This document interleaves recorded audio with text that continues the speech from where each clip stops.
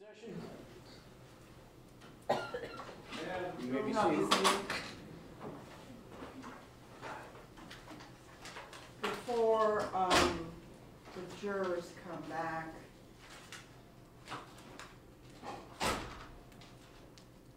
Deputy Rice is going to tell us about a conversation that he had with Juror Victor Miranda, I believe, number 56.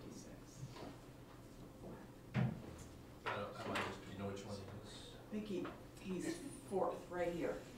Let's see. Okay, Yeah. thank you.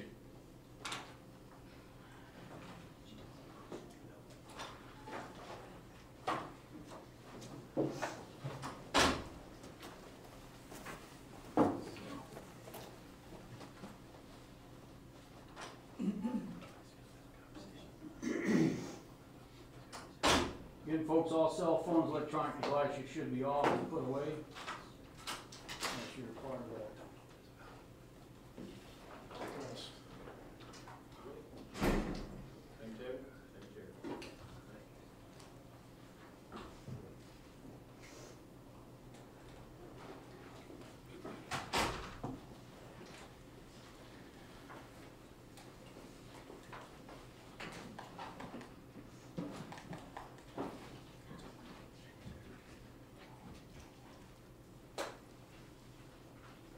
Deputy Rice, how we looking?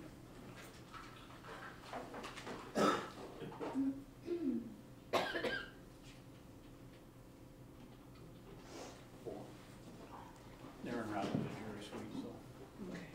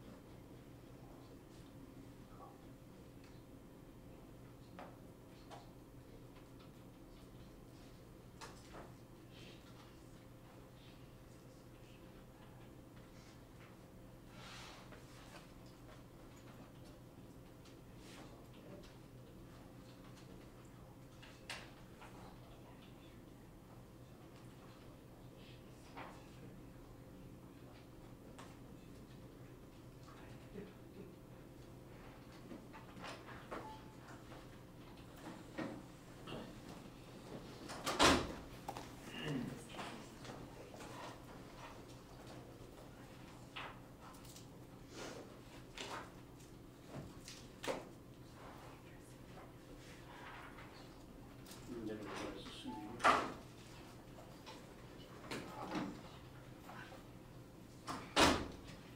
Deputy Rice, do you want to tell us about the conversation you had? I think it's going to be Mr. Miranda, juror number 56. Yeah, during the break, I was in the jury room with the jurors, and a couple of engagements, some general juror questions, such as about their pay, and if they could get a note from the court regarding the length of the trial for their employer, which at that time, juror number 4, here's Ms. Miranda, had inquired. He said, I will have a question, and I said, as long as it's about the trial. He says, well, it's about type A trial. And he said, what would happen if there was a mistrial? And he said, would they have to get a whole new jury? I said, well, yes. I said the trial would start from the beginning, like it never started, and the trial would start over. And he says, well, has anyone ever sabotaged a trial? Has that ever happened? And what would happen? To which I replied, well, that would be extremely bad. I said, a person could be held in contempt by the court and or fined. He said, I believe it might have happened in the jurisdiction one time or another. I said, that would not be good. And that's about it.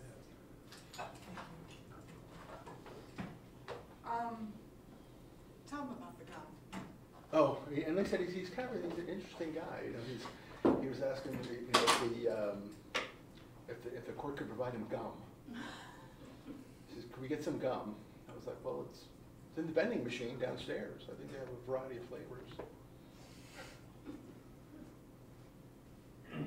Just so everybody knows, they have they have a coffee pot, they have water, they have high quality chocolate, they have chips. Goldfish, And peanuts. candy bars. Yeah, there's But no We don't gum. have any objection to gum. But no gum. no gum. Someone Okay, said gum chewing in the court's kind of frowned upon anyway. so I think it's rather concerning, but not my call. Anybody want me to have him in?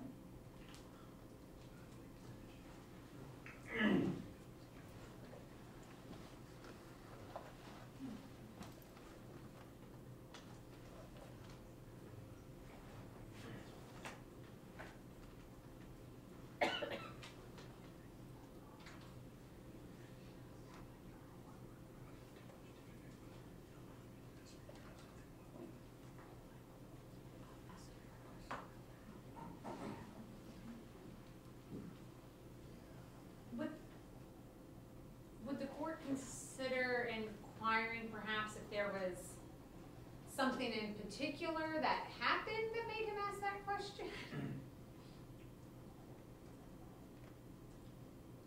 If you want me to.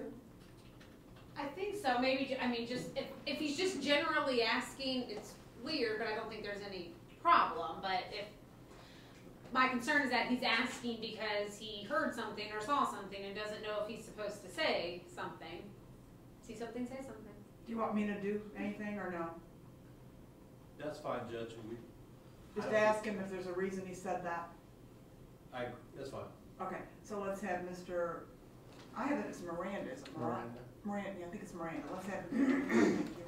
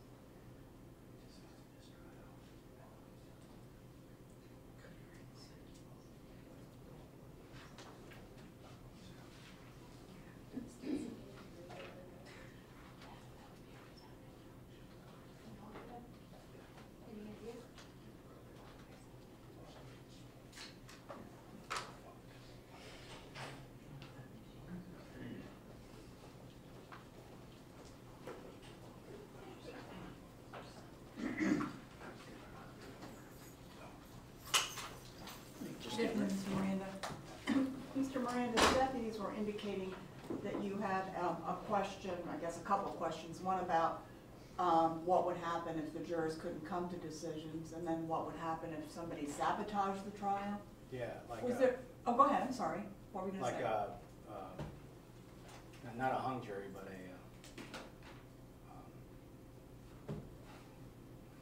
it's not coming to mind. Well, when you said sabotage, what did you mean by that? Just anything. It was just a question. I was Okay. wondering, like, my main question was, what happens if you have not a hung jury, but what's the other, I'm not thinking. Deadlocked? Mistrial? Mistrial. Oh, okay. That was my main question. Like, I was wondering, do they pick another jury? Or do we still have to keep on going? If there was a mistrial, you wouldn't keep on going. Yeah, okay. That's what I Right. was just wondering. That was my main question. Okay. So. But there's no particular reason you asked either one of those Oh, questions? no, I was just Okay. wondering. And mostly because of the mistrial question, of whether the original jury had to keep on going after the or did they pick a new one? No. You wouldn't. Okay. Anyone have any other questions? No, Judge. Okay, thank you, we'll be right Yeah, I with was you. just curious.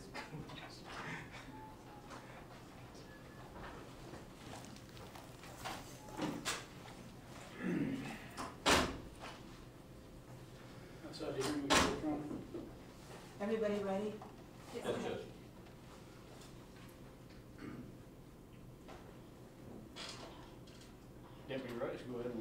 bring him in. Oh, yeah, good idea, witness. Well, no, because I'm gonna say something to the jurors, and then we'll just bring him in, okay? Bring him back in, all right. Yeah, as soon as I say something.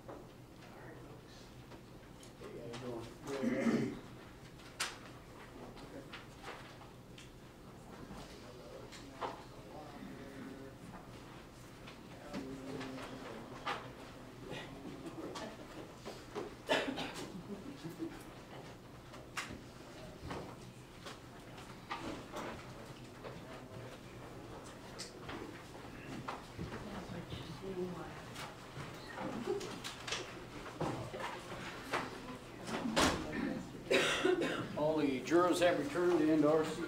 Okay, ladies and gentlemen, I want to apologize for my demeanor towards the photographer. I lost my temper, and judges are not supposed to lose their temper. And I can imagine that the anger might have made you feel uncomfortable. I've already told him I'm sorry. So, just so you know, and hopefully that won't be repeated again. Hopefully it's an early thing, and get it out of my system, okay? Thank you. You can put the witness back on the stand.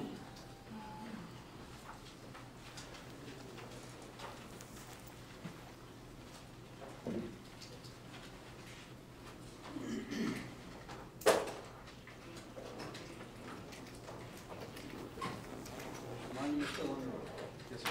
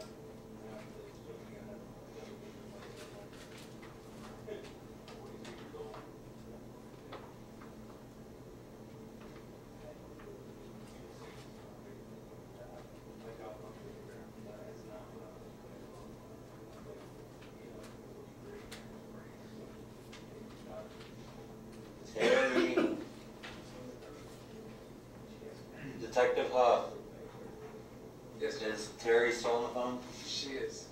Detective Cruz just got here. I know I told you a different detective's name, but he just got here from St. Pete. He's being briefed, and he should be in here shortly. Okay?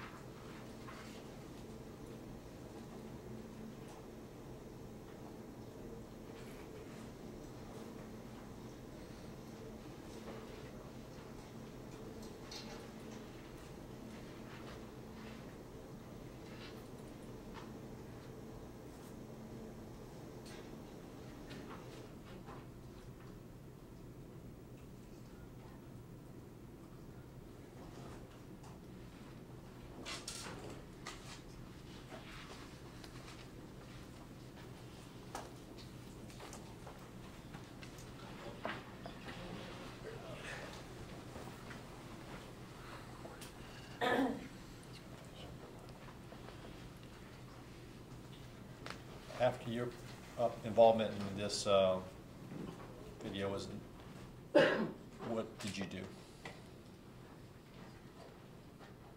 I believe I stayed at the operations center a little bit more, Okay. and then Was that the end of your involvement in this case? yes, sir. Nothing further, Judge.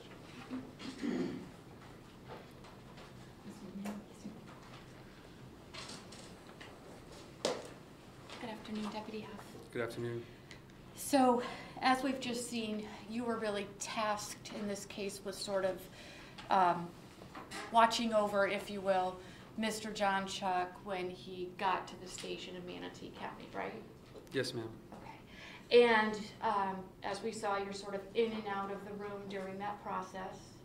Correct. You offer him water and some crackers. Yes, ma'am. And you're doing that, you know, you're just trying to keep him, I guess, as comfortable as possible during the wait for the other detectives Yes, ma'am. that are coming from out of town. Correct. Okay. One of the first things that you did when you went in to speak with Mr. Jonchuck was ask him some biographical information, name and date of birth. Yes, ma'am. And one of the things that you asked him was where he worked, right? Correct. And he told you that he worked at that Island Crew restaurant? Yes, ma'am. Later on, I'm going to come back to some stuff, but to stick with the Island Crew restaurant, sometime later during the wait, when you went in to sort of make small talk with Mr. Jonchuck, you asked him about the restaurant again, right? Yes, ma'am. And Mr. Jonchuck wanted to know how you knew where he worked, right? Correct. Okay. And also, during the course of that interaction with him, he indicated to you when you were still talking about the restaurant that he had only been there just the one day, right? Yes, ma'am. Right. And he told you this story, or not story, but this thing he believed that the owner was going out and essentially stealing other recipes from restaurants, right? Yes, ma'am. Okay. As you were sort of towards the beginning of the interaction with him at the station, John asked if you would let him go, right? Yes, ma'am. While he was sitting there handcuffed to the chair, and the chair that was bolted to the floor, right? Yes, ma'am. After he'd been hauled in, I think you said 15 miles or so from the scene of where he was arrested. Yes, ma'am. Throughout the interaction with you, John was relatively calm. Yes, ma'am. Sort of a blank look on his face, not showing a whole lot of emotion. Yes, ma'am. He did not at any point act aggressive towards you No, ma'am. or show any anger towards you No, ma'am. or appear frustrated with you. Just a slight bit of frustration a few times, but nothing aggressive or overt. Okay. Well, I think there was one, when you asked him what hand he was, and he said left-handed, and then that was the one that was kept locked to the chair, right? Yes, ma'am. And as Mr. Ellis brought out, on direct examination, you do that on purpose, you lock up the dominant hand? Correct. Okay. There were times when he would put his head down into his hands. Yes, ma'am. Other times where he would put his head down on the table. Yes, ma'am. He would pull his sweatshirt up over his head and his face. Yes, ma'am. After John was arrested at the scene of the traffic stop, brought the 15 or 20 minutes or so to the station, and handcuffed to the chair, He asked you if he could see his Bible, right? That's correct.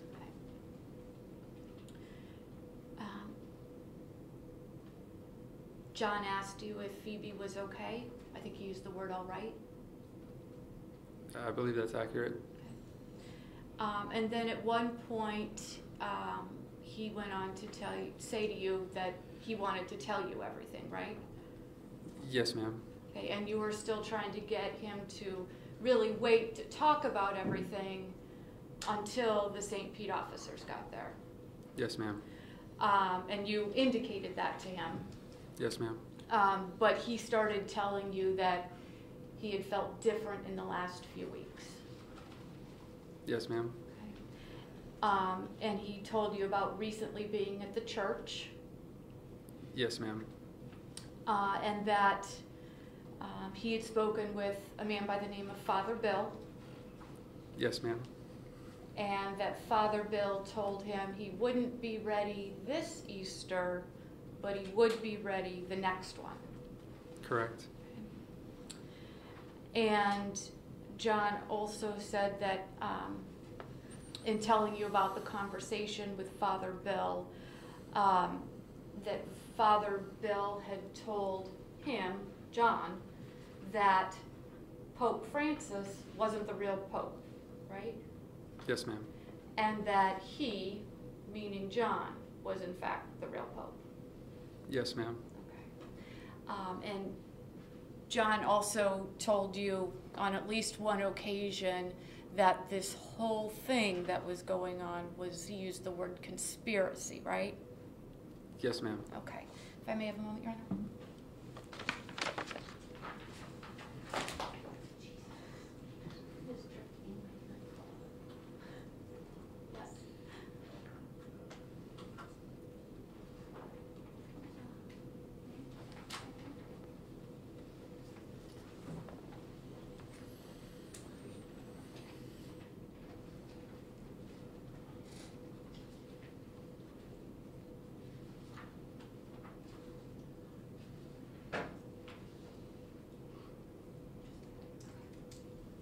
Nothing for the Your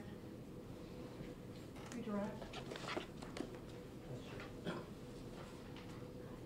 Officer, if you go to page 5 of the transcript.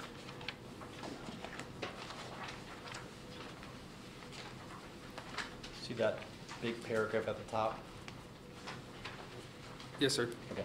Right below that, that's where the defendant is asking you, can you let me out of here, correct? Correct. Okay. And you tell him no. Yes, sir. And then he says, to use the bathroom? And you go, oh, to use the bathroom. So he's asking if he can go to the bathroom. Correct. Okay. When he asks you to get out of there, he's asking to go to the bathroom. On page 11, if you'd go to there.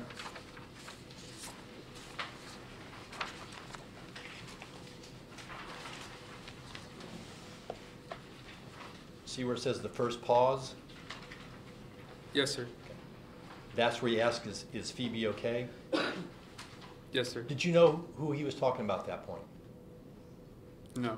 Okay, so that's why you asked, who's that? Yes, sir. And his response was, she was my daughter? Yes, sir. Past tense. Correct. Okay.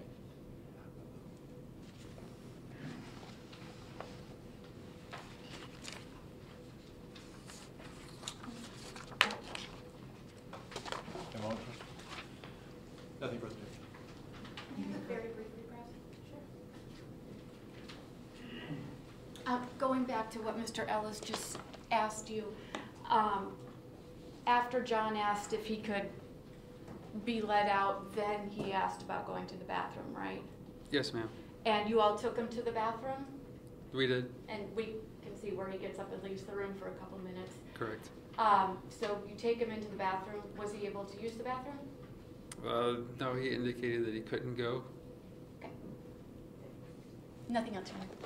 Anything further? Okay, anybody have any questions for Detective Hull? Okay. Can you be excused? Stand by. Stand by. Okay. Stand by. Thank you for your testimony. Thank you. Hey, Mr. Wood, hand the transcripts back down this way.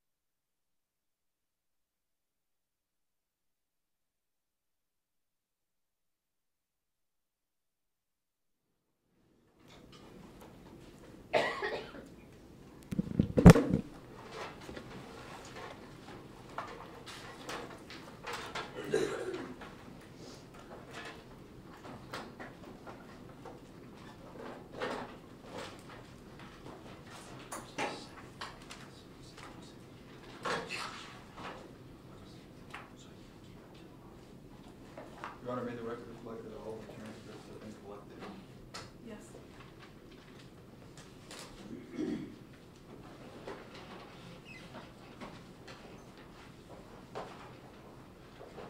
Just a few moments, ladies and gentlemen.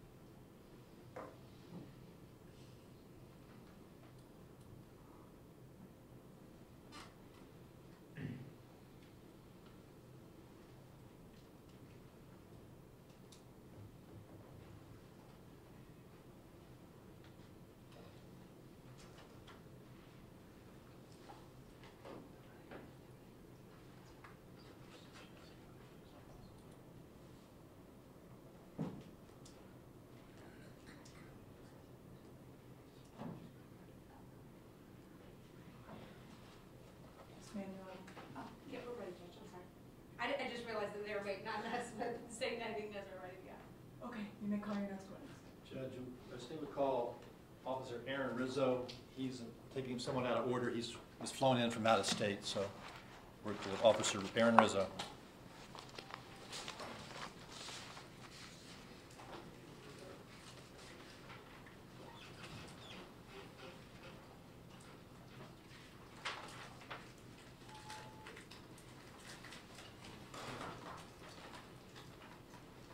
Sir, if you would, stand right here for me, please. Turn and face this clerk, raise your right hand, and take your oath. Do you solemnly swear to affirm the whole truth, the whole truth, and nothing but the truth, so help you God? Yes, I do. And now, sir, if you would, have a seat in the red chair. speak in a loud and clear voice for the court. Yes, sir. Should you move up close to the mic? Yes, sir. Good afternoon, is it Officer Rizzo? Yes, Your Honor. Would you state your name and agency you work for the record, please?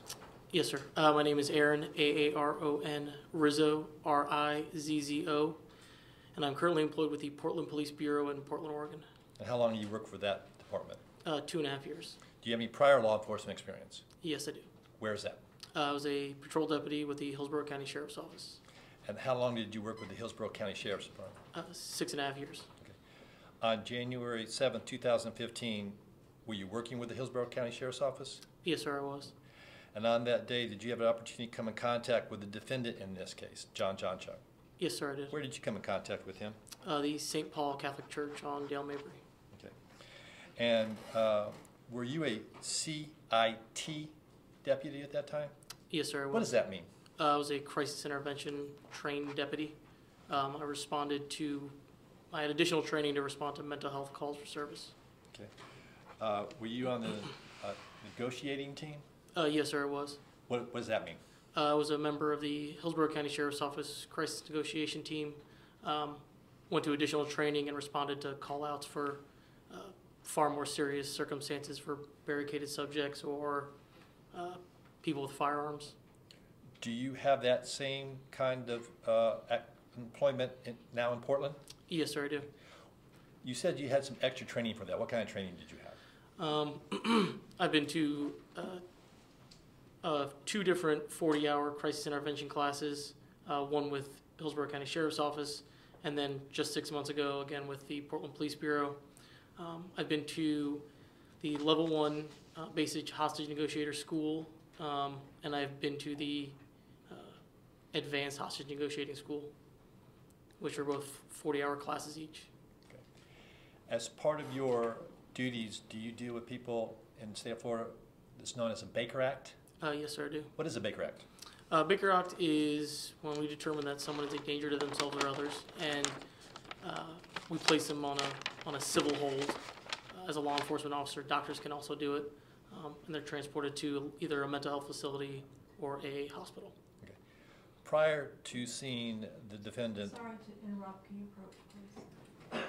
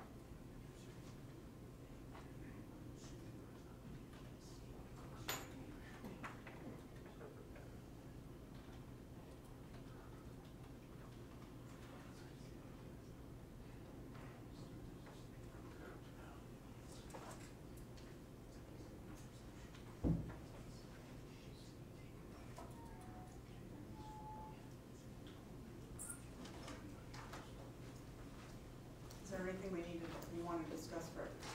No, Judge. Okay, let's bring him in, please. Thank you.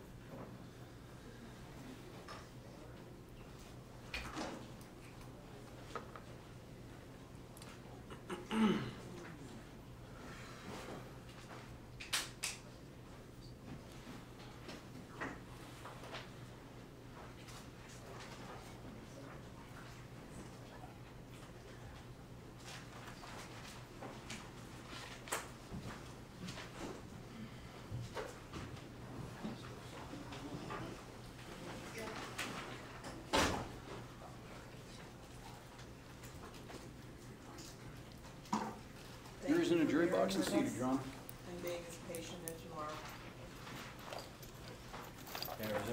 Thank you. We were talking about Baker Acts. Explain again what the Baker Act is. Baker Act is an involuntary committal that is committed by law enforcement and doctors on somebody who is a danger to themselves or others. And prior to meeting with the defendant on January 7, 2015, had you done any kind of Baker Act investigations? Yes, numerous. What do you mean by numerous? Maybe in the low hundreds. Okay. And since then, how many have you done? Probably since then, since 2015, probably 100, over 100. Okay. About what time did you arrive at the church? Do you recall? It had to be before noon. Okay. Did you go alone? No, sir, I did not. Who was with you? Deputy Harper. And is it usual for two people to go to such calls? Yes. Okay. When you arrived at the church, what occurred? I met with Deputy Hallberg. She'd come from another location and informed me that we were there to meet with Mr. Jonchuck, that his attorney was concerned about him and maybe some mental health issues that were going on. So we waited less than 20 minutes-ish, and because he was in a priest's office.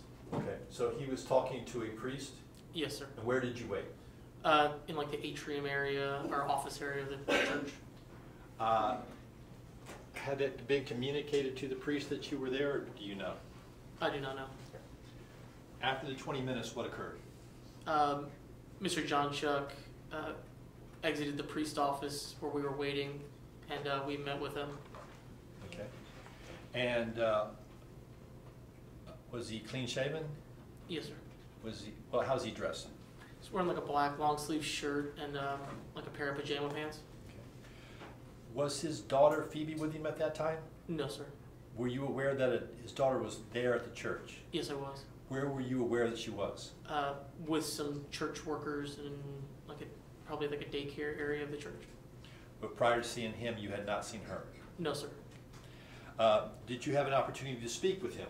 Yes, sir, I did. Did you speak with him privately? Myself and Deputy Hallberg did, yes. Where did that conversation occur? In a conference room off of the main office area inside the church. Did you indicate to him while you were there?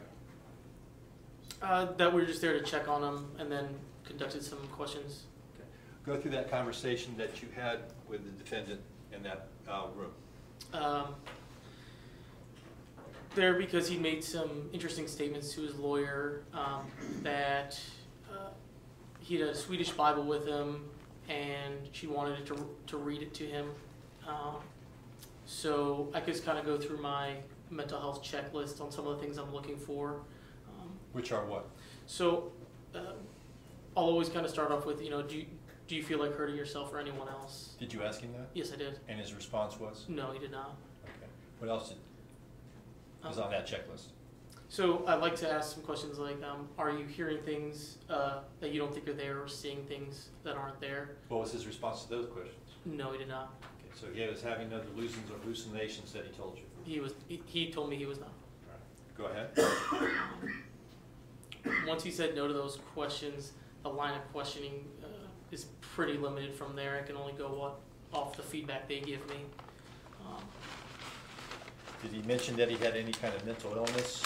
He'd said previously that he'd been diagnosed as bipolar years back, and that he'd been on medications, but he was no longer on those medications.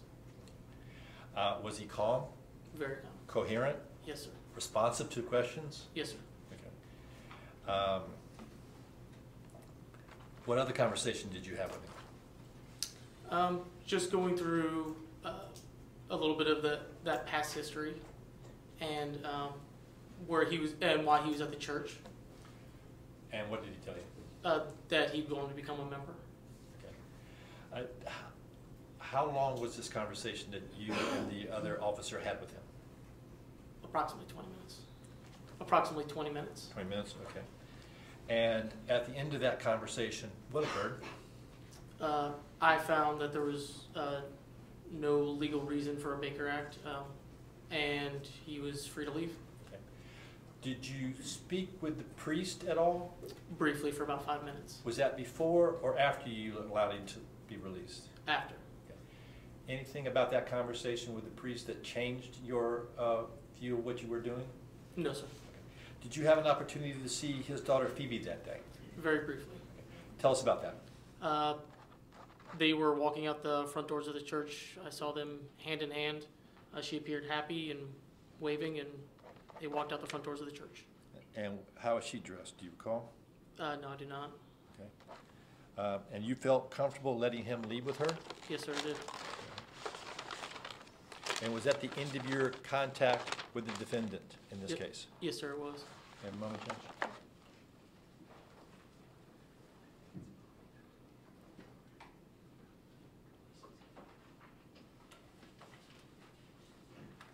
Nothing for the judge.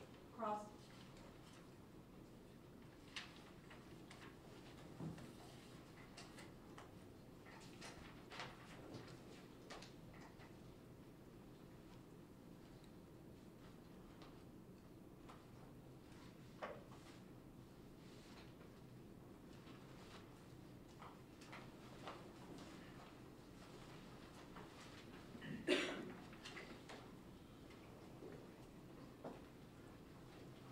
Good afternoon, sir. Oh, good afternoon.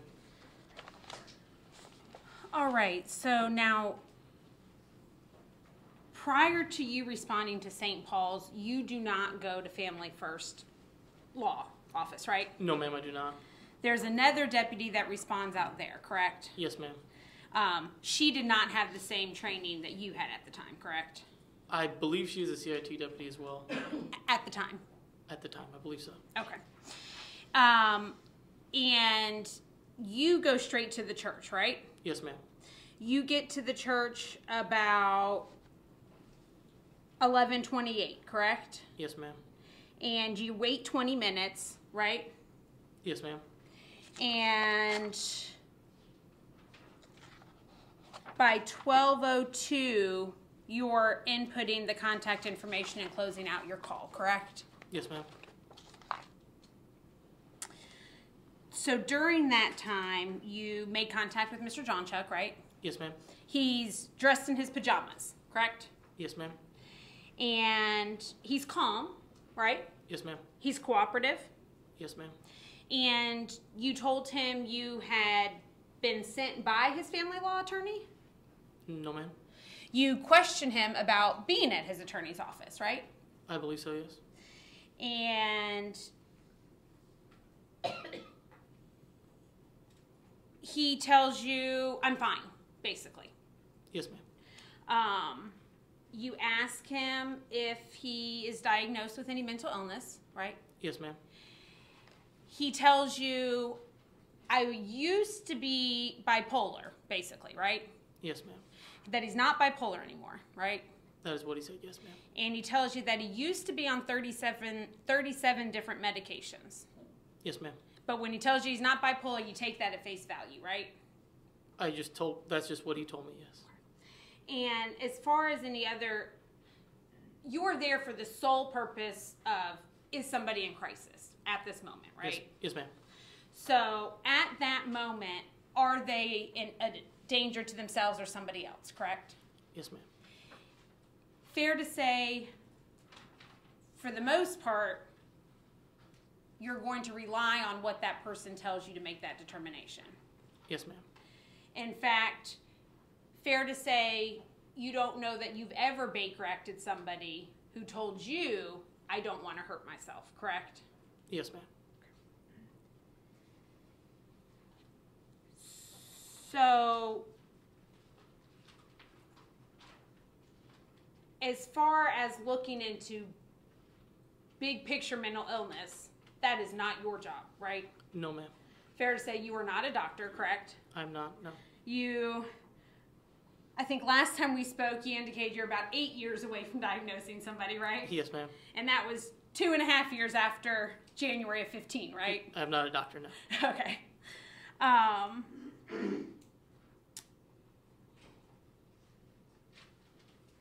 So the extent of any additional mental health evaluation, you ask Mr. Jonchuck, are you hearing voices, right? Yes, ma'am. And when he answers no to that question, that means you no longer inquire down that route, correct? No, ma'am. And no, that's not correct, or no, you didn't inquire further? No, I did not inquire further. Okay. So if he had said, yes, I am hearing voices, you probably would have asked more questions, right? Yes, ma'am. But because he said, no, I'm not hearing any voices, there was no more questioning about that, correct? Yes, ma'am. Did you ask him anything about that Bible he was carrying around? No, I did not. Do you even remember seeing him carry that Bible? I do not. Did you ask him whether he had been, whether the Bible was making any noises? I did not. Did you ask him if the Bible was making Phoebe chant? I did not. Did you ask him if he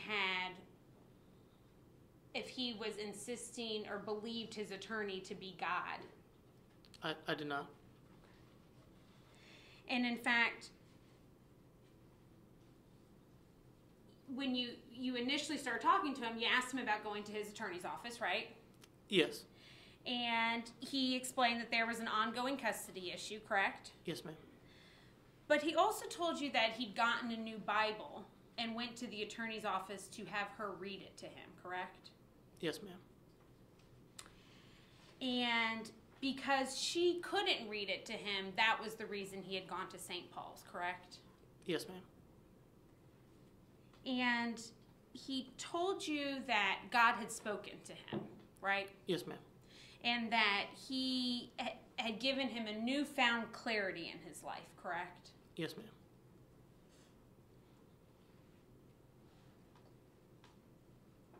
His answers are pretty concise, right? Yes, ma'am. He didn't seem annoyed to be speaking with you? No, ma'am. Or frustrated with you? No, ma'am.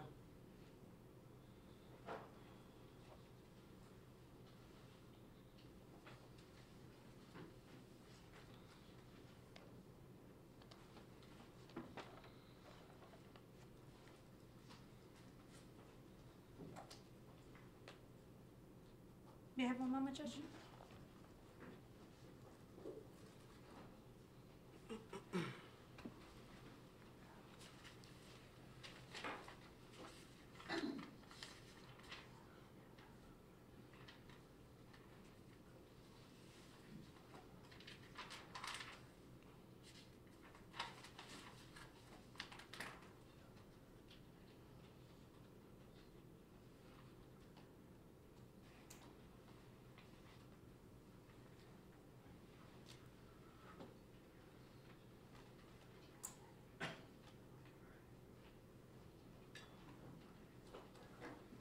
Just a couple more questions. Yes, ma'am. When you spoke to John, you had not talked to Father Swingrove yet, right, or Father Bill? No, ma'am. Okay. So after John leaves, that's when you get his statement, correct? Yes, ma'am. And when you were done speaking with John, you let him go on his way, right? Yes, ma'am.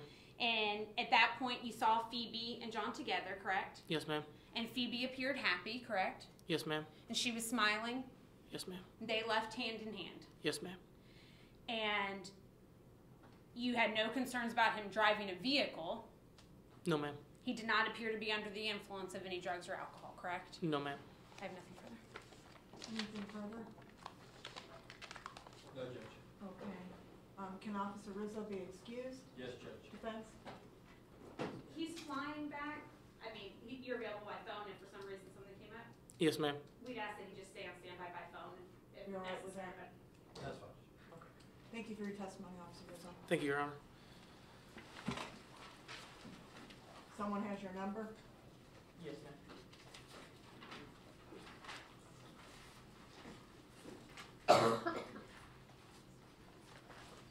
Can we call your next witness? Michelle Jonchuck.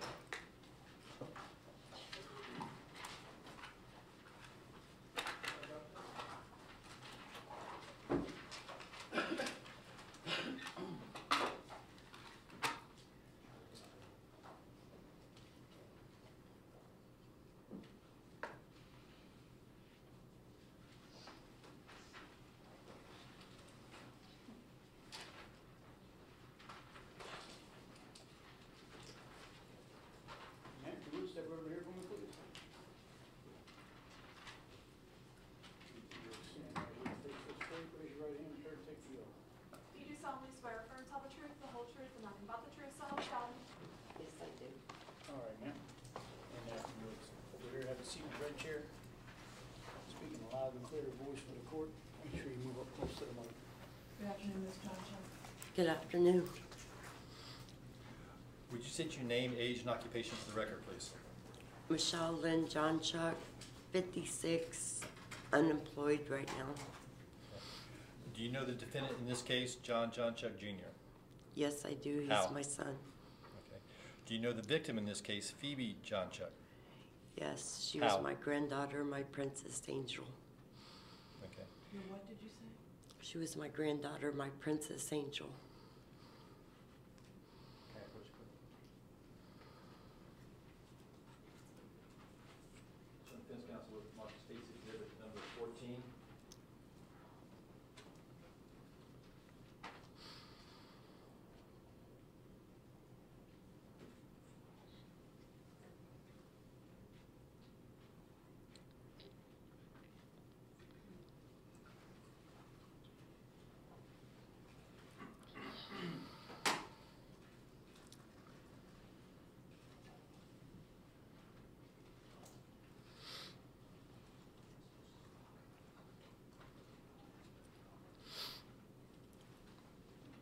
Can I get a tissue?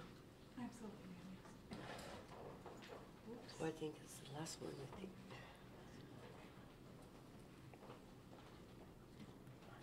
Can I approach witness? I've shown defense counsel with Mark State's exhibit number 14 for identification purposes, and I'm showing it to the witness. Do you recognize that photo? Yes, I do. That was her 2014 school picture. Okay. Does this photo accurately reflect Phoebe Jonchuck? Yes. Judge, at this time I introduce the state's exhibit number 14 and publish it to the jury. Okay. Any objections?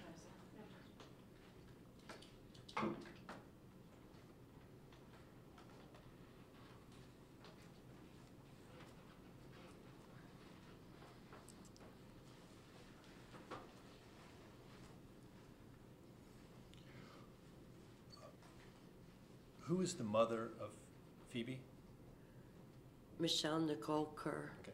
Were Michelle and the defendant ever married? No. At some point, did they split up? Yes. And when they split, who retained custody of Phoebe? John. Okay.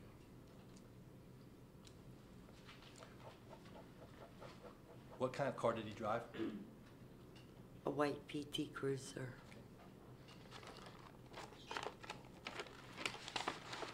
At the time of Phoebe's murder, how old was she? 5. Had she learned to swim yet? No. Was she afraid of the water? Yes. Did the defendant know that? Objections, Becky. Yes. Want to build a foundation for that? How did he know that? Was, Objection. Yeah. Council Brown.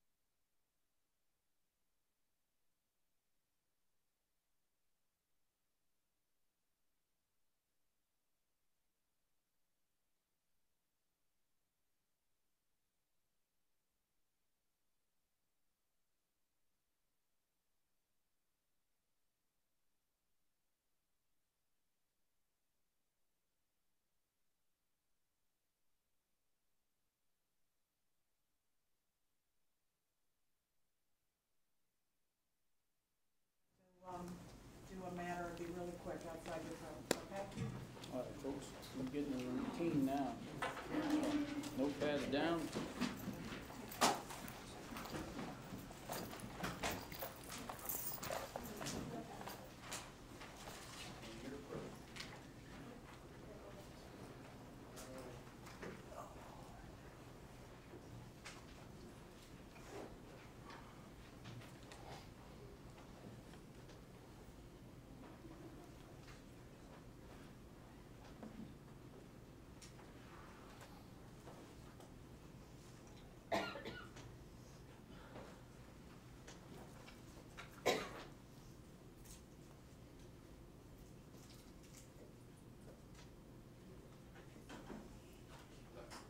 Jury's outside the hearing court, Your Honor. Okay, you may proceed, Mr. Owens.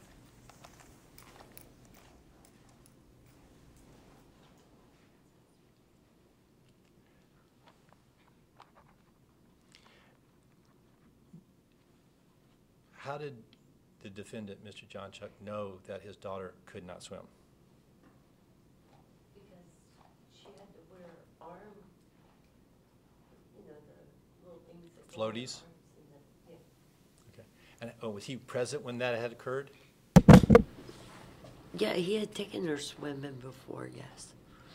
And so he knew that she couldn't swim without the floaties. Right. Questions? Ms. Manuel? Or And Simon? you were present, I'm sorry, you Go were ahead. present for that? Yes.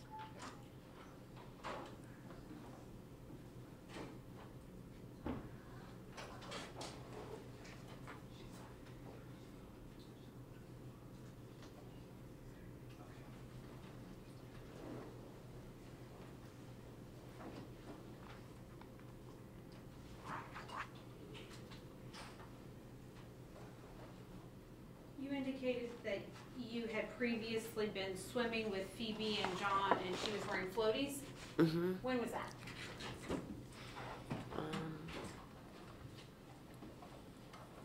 I think 2013. 2013? Mm-hmm. And was that the last time? Yes. Have a moment. Mhm.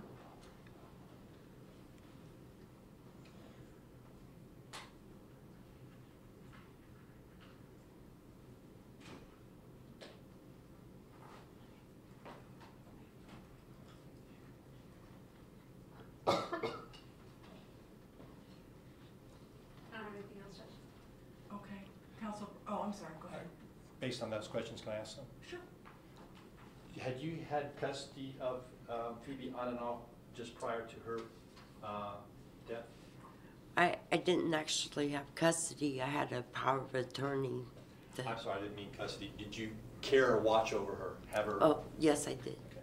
And this, from 2013 until her death, did you watch her and care for her? I've cared for her off and on since she was born, but from 2014 until 2 days before she passed away, I had her for like 6 months. Has she ever learned to swim? No. Nothing further, Judge. Anything further, Ms. Manuel? I do that. I'm sorry, Ms. Jonchuck. Did you say that you had Phoebe started in 2013? No. I said in 2000, what year was it? It was 2014. For 6 months until she passed away, I had her. So your testimony is that you had Phoebe for a 6-month period of time? Yes. And when was that? It started in 2014 until January when she passed away, so however, I don't know what month that'd be without a calendar. So sometime starting the summer of 2014? Yes. And off and on I'd had her, when... I had her a lot, Have a moment, Judge? Mm-hmm.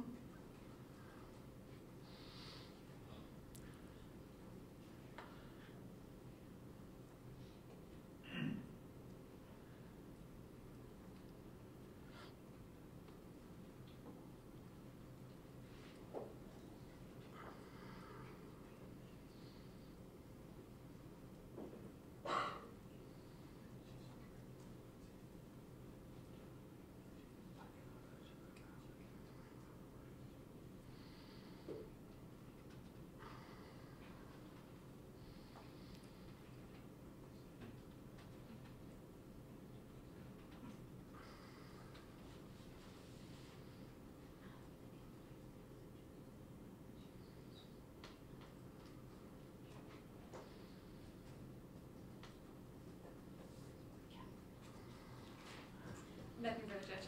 Anything further? No, Judge. Okay, so she could testify that in 2013, John was with her swimming and she had floaties on her arms, and she could say that she had never learned how to swim when this witness was taking care of her 6 months before she died. She cannot say that John knew she did not know how to swim.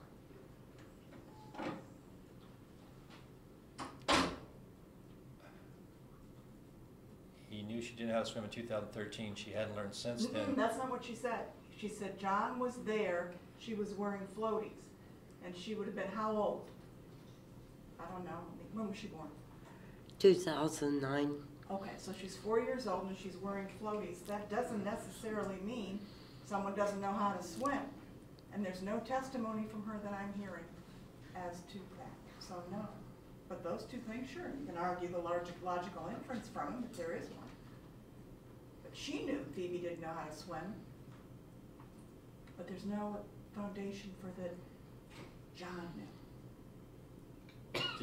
Can I ask her some Yeah, questions? sure. Did you ever discuss her ability to swim with John? Yeah, I suggested that we get her swimming lessons. And why would you suggest that? Because I think all kids need to know how to swim. And what was his response? And he agreed with me. I mean, I'm not sure how much where I can get, Judge. Do you want to ask her when that was? Again, when was that? It was around 2013, 14. No, 2013. And she never learned to swim after that? Never. Only with floaties and an inner tube. And she still likes somebody to hang on to her. You got any objection to that testimony? I don't think it's relevant. I think it's relevant if there's a suggestion, an inference that he knew she didn't know how to swim. Well, we do have an objection to that. I mean, that's not going to get asked. All okay. This. Right, and same objection as to relevancy for this because they're not establishing that he knew that, so I don't think it has any relevancy whether the court had ruled previously that if they had some way to establish that he knew that would potentially be relevant, but without that testimony, I think it's just unduly prejudicial. Well, I think it's relevant because presumably if his mother knew that Phoebe couldn't swim, he's around, presumably, it's an inference. He would have known too. Maybe he didn't. She just said that she had her the last 6 months. So that there goes that I inference. understand that, but I don't know. And she also said that she suggested that Phoebe take swimming lessons, and that was a no. In 2013. She said 14. And then she went back and she said 2013 or 14 and then said no, it was 2013. Okay. You can ask her all that, but you cannot ask her what John did. Okay. Okay? All right, let's bring him in, please. Deputy Rice.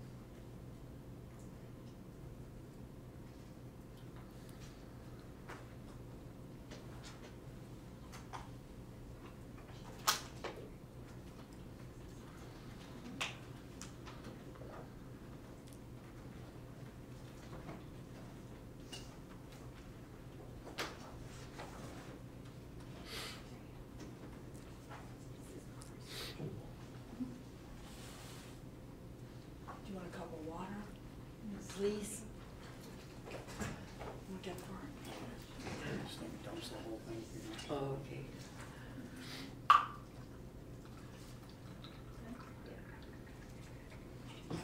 Thank you. Thank you, Judge. You're welcome.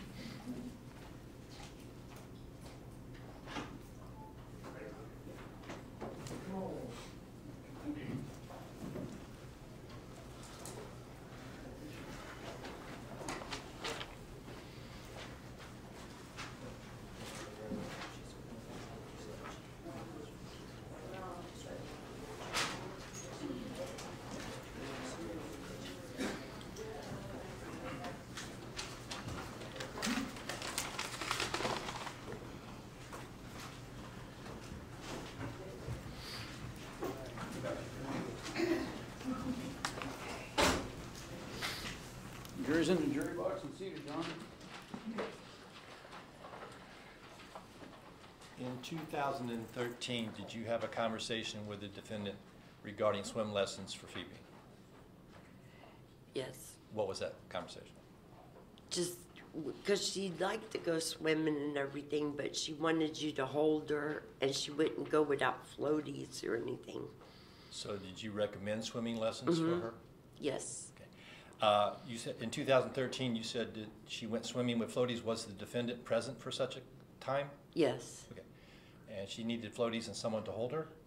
She likes somebody to hold on to her, yes. Okay. And about the last 6 months of her life, were you her primary caregiver? Yes. Okay. Has she learned to swim at any time during that time? No. You indicated that you were the grandmother of Phoebe. Was the defendant the father of Phoebe? Yes. I have nothing further, Judge.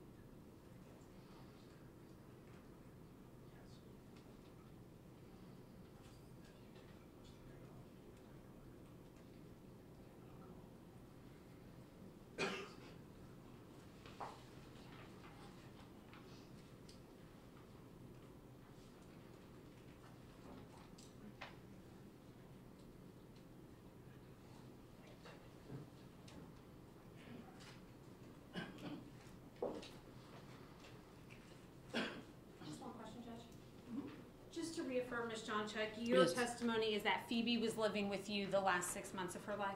Yes. Nothing further. Anything further from the state? No, Judge. Ms. Jonchuck on standby Yes, Judge. for the defense as well? I'm sorry, yes, we are on standby. Okay. Ms. Jonchuck, you're on standby, you know what that means, don't you, ma'am? No, ma'am. That you'll be coming back to the courthouse to testify again, and all the lawyers need a way to get hold of you right away. Okay. And you need to be within a half hour away from the courthouse until the trial's over at the end. Oh, wow. Understood? Yes. Yes, ma'am. Because your subpoena is effective till you're released and you're not released. Okay? Okay, Thank so you I for have to be a testifying. half an hour away? Yes, ma'am. Where do you live? I live in Tampa. Can you get here in half an hour? If it's early in the morning, yeah. Can we approach, Judge? Yes. And I don't have my own vehicle, so.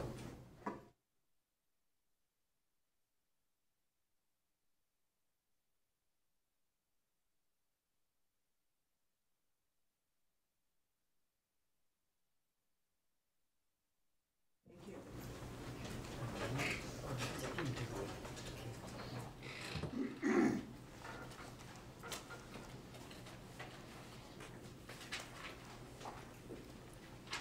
Let me call your next witness. State calls Detective Kenneth Miller.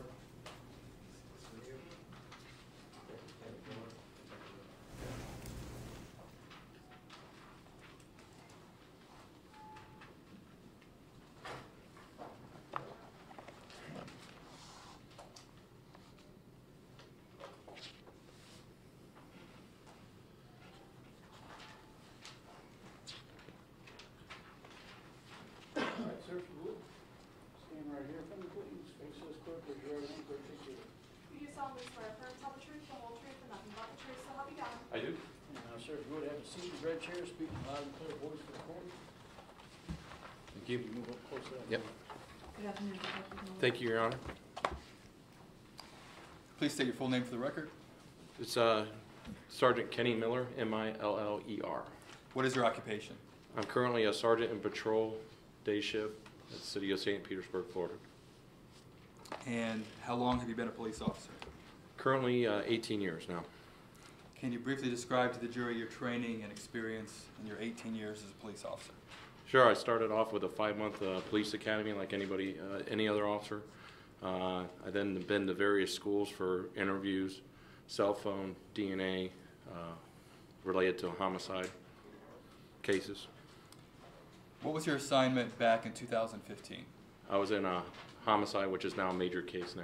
And what's your assignment currently? District 3 Patrol, West End. And are you a sergeant? Yes, I got promoted in October of last year. What are the duties of a sergeant in patrol? I'm responsible for a squad of officers, anywhere from 8 to 16 officers on the west side of the city. Okay. And when you were a homicide detective back in January of 2015, what were your responsibilities? I was tasked with being the lead case detective for various homicide cases, assisting in different homicide cases, and working other major crimes like robberies, kidnappings, deaths, any suspicious deaths. How long were you in the homicide division as a detective? For a little over 7.5 years. And how many homicide investigations did you participate in? Were you involved in one shape or another? Over 200. And of those 200, how many homicide investigations were you the lead detective for? Approximately 40 of them. Were you involved in the investigation of the homicide of a child named Phoebe Jonchuck? Yes, I was. I was assigned as the lead detective. Okay. And how did you become involved in this case? I was contacted by my sergeant at the time, Terrell Skinner, to respond to Manatee County to be the lead detective for this case. Okay. And what was the date and time that you became involved? I was on January 8th, 2015, around 1 in the morning. Okay. And what was your understanding of what had happened? That an officer, Officer Vickers, had witnessed a defendant tossing his child over the bridge. Okay. And were you then assigned to be the lead detective at 1 a.m. on January 8th? Yes, I was. What did you do first after you received that assignment?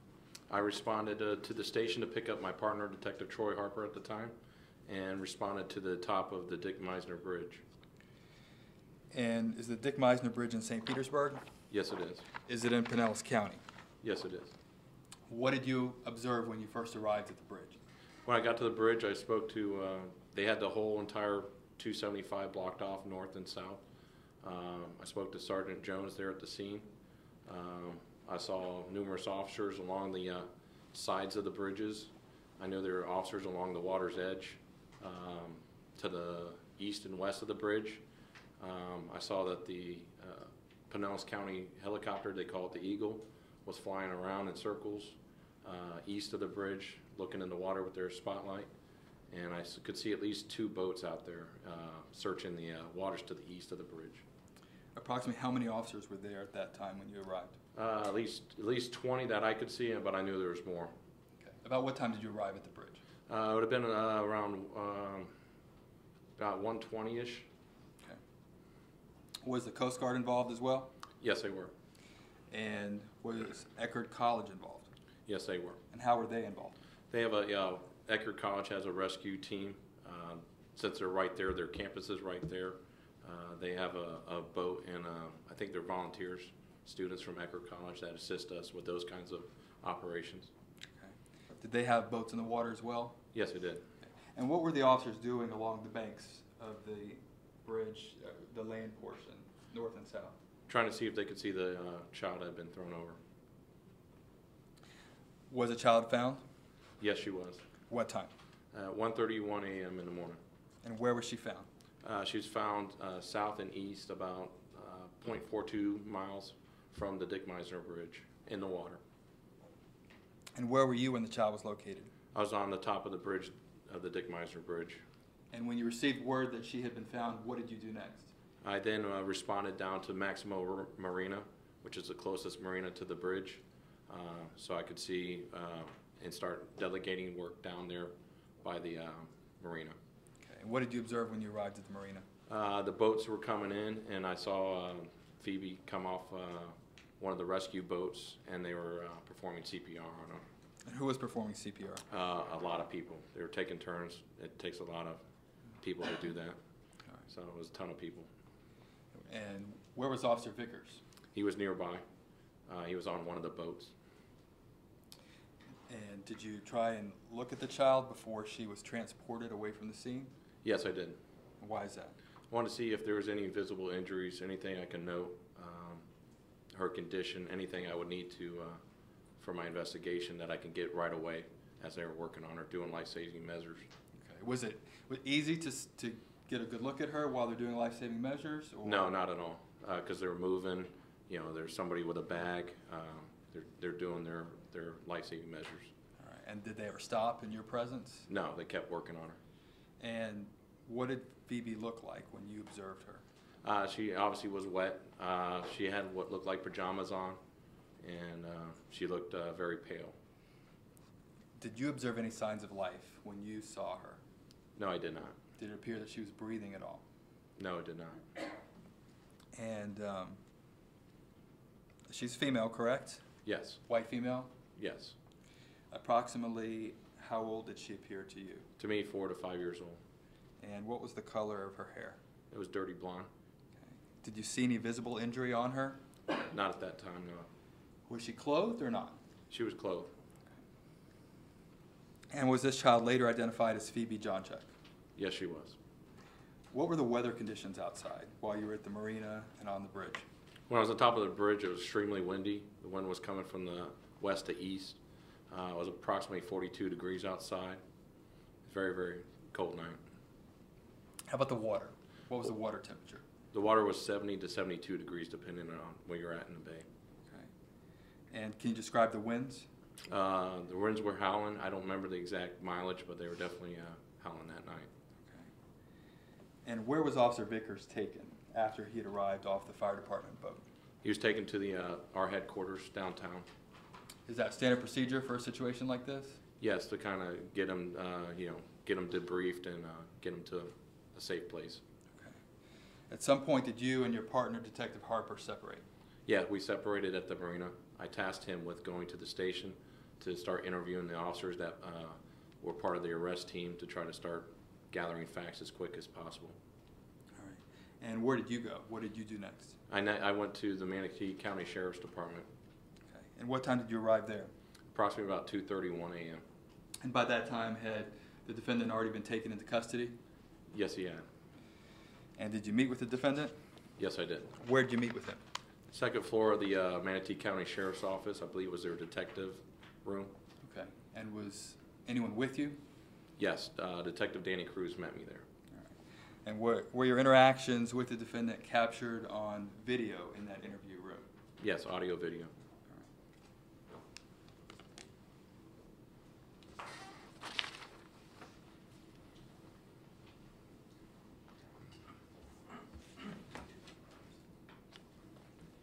Approach the witness, Your Honor. Detective, I'm showing you what the pre-marked State's Exhibit 12B for identification. Do you recognize this? Yes. What is that? That is the audio, video of our interaction with Mr. Jonchuck. And have you watched this particular video? Yes. And do you recognize your initials on this? Yes, those are my initials. Does this video fairly and accurately depict your interaction with Mr. Jonchuck? Yes, it does. Your Honor, at this time, the State would ask to admit into evidence what's been pre-marked as States 12B as States 12B. No objection. Permission to publish, Your Honor? Yes.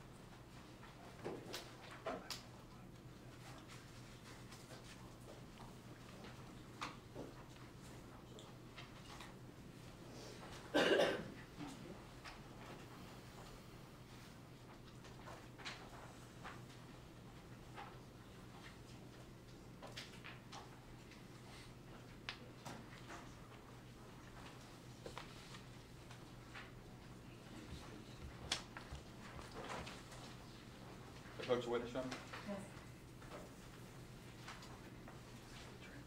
Okay, thank you. We're starting, Your Honor, on page 13 of the transcript.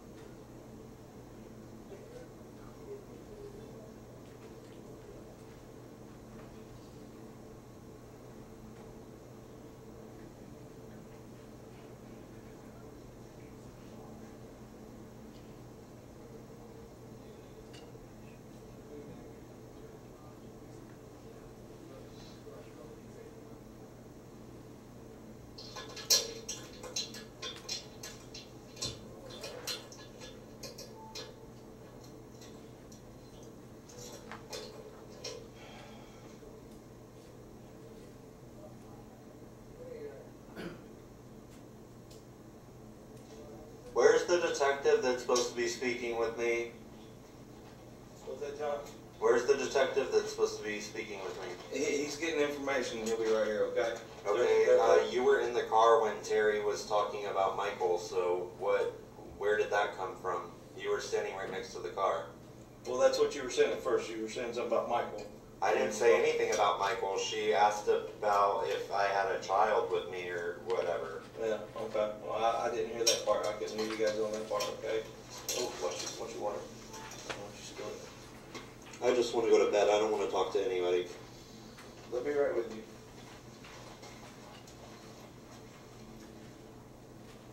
And I don't have to. What's that, John? I don't have to. You don't have to do what, Bob? Talk to anybody. I know that. So can I just that's not my call, buddy. You know, if I had that call, I'd let you make that call, but it's not mine. You know, I'll discuss that with you, but it's not my call. Okay. I'm not the one to make that determination. All right.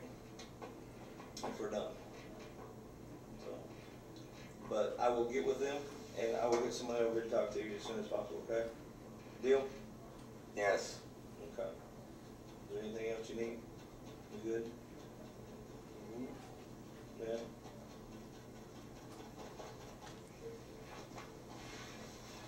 Hey, how you doing, John? Detective Miller with St. Pete. Hey, John, Okay. how you doing? We're just gonna, I'm sure you got some questions for us. Okay. But before I do that, I have to read your Miranda rights, okay? And we're gonna have a two-way conversation if that's all right with you, okay? No. Okay, you don't wanna talk? No. Okay.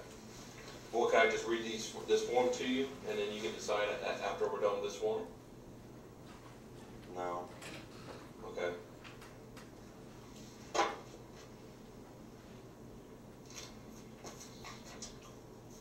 John, I understand. I understand you're concerned about your daughter, right? John?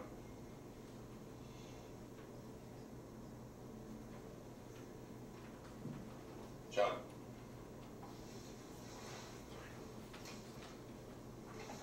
John, I understand. Did you ask the deputies how your daughter was doing?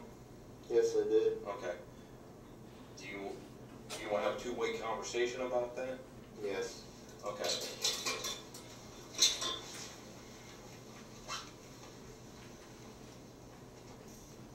I just need to go over this form real quick, okay? And it's Jonchuck, Jonchuck, Jr. What's your date of birth? 11/28/89. Okay. And how old are you? 25. 25, okay. And what's your address, your current address? 4215 North Lava Way, Tampa, Florida 32614. And I was getting ready to be in apartment B. I was in with my parents. Okay. I had to ask these questions. Are you influencing any prescription drugs right now? No. Okay. Any alcohol today? No. Okay. Any illegal drugs? No. Okay. What was the last grade of school you completed? 9. Or Or wait, 8. 8. Sorry. Okay, no problem. 8. It's not to insult you. I had to ask these questions. Okay. Can you read? Yes. Okay. Can you write? Okay. Yes. Can you hear me all right? Yes. Okay. What time is it, Dave? It is 2:56 in the morning.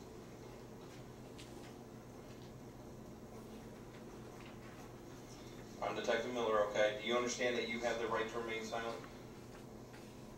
Yes. Okay. Just questions, okay? Do you understand that anything you say can or will be used against you in a court of law? Yes. Do you understand you have the right to have an attorney present with you while you're being questioned? Yes. Do you understand if you cannot afford to hire an attorney, one will be appointed to represent you before any question if you wish? Yes. Do you understand that you can decide at any time to exercise these rights, not answer any questions or make any statements? I can read that over again for you. Do you understand that you can decide at any time to exercise these rights and not answer any questions or make any statements? Yes. Okay. You understand what that means? You don't have to, anytime you say you don't want to talk to me, okay? Do you understand that? Is that a yes? Yes. Okay. Do you understand the rights I just explained to you? Yes. Okay. Having these rights in mind, do you wish to talk to us now? Basically, it's exactly a two-way conversation. It's totally up to you. You said you've got questions for me, and I've got questions for you, and it's a two-way conversation. Do you want to talk to us? No. Okay.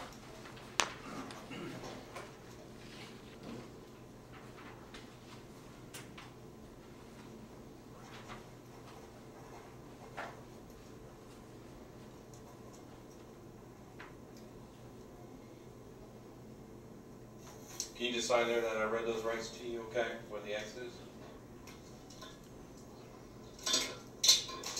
I'm sorry, I didn't.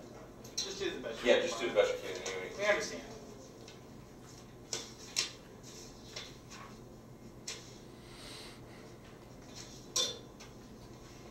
You know what? Let's just talk about it. Okay. Yep. Okay. Gotcha. I'm gonna put that, it was your first answer? Yeah.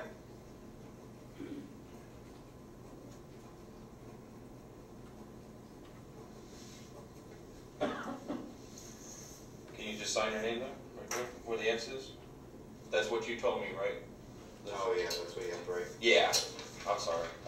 You just bring it down to it.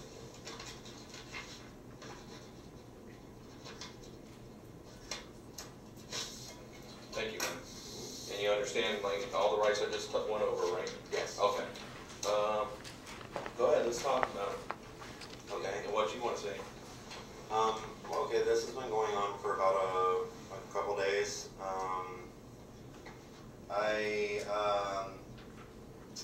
When was it? It was, I just need clarity right now. Can we talk about it tomorrow?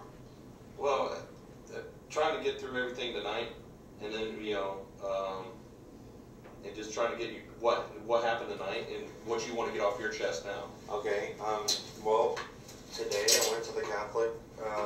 I have been having problems. I've been doing everything right. I've had custody of my child, well, not custody, but via restraining order. Okay. For about 2 years. You've had custody over? Yes. Okay. And basically, I started on Thanksgiving. The ex had wanted to see her, I had reached out or whatever. In other words, because Phoebe had started asking about her. Usually when it gets around the holidays, that's when she does. So we went and met at Denny's. Or wait, she came down prior to that. She came down and stayed the weekend with us at Beach Street. There's so much. No, I'm here, man. He'll write it down so I remember. Don't worry about it. So you met at Denny's today? No. Oh, okay. How long ago did you meet at Denny's? You just want to know what happened today? Well, yeah, we can go, if you want to tell us what happened before, I'm all ears. Something is not right because people are coming in here. I've never said anything about Michael, and like besides out of church today, this lady comes in and gets inside of the police car with me when I'm in the back, and Terry, and starts telling me this is insane. Okay. Okay. All right, fine. Just give us a couple minutes, okay? Thank you.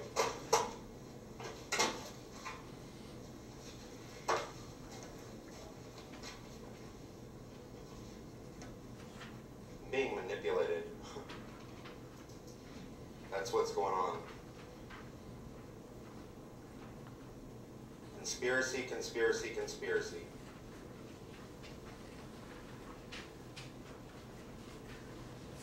Judge, there's nothing else on this but a long time. Can we end it or fast forward through that?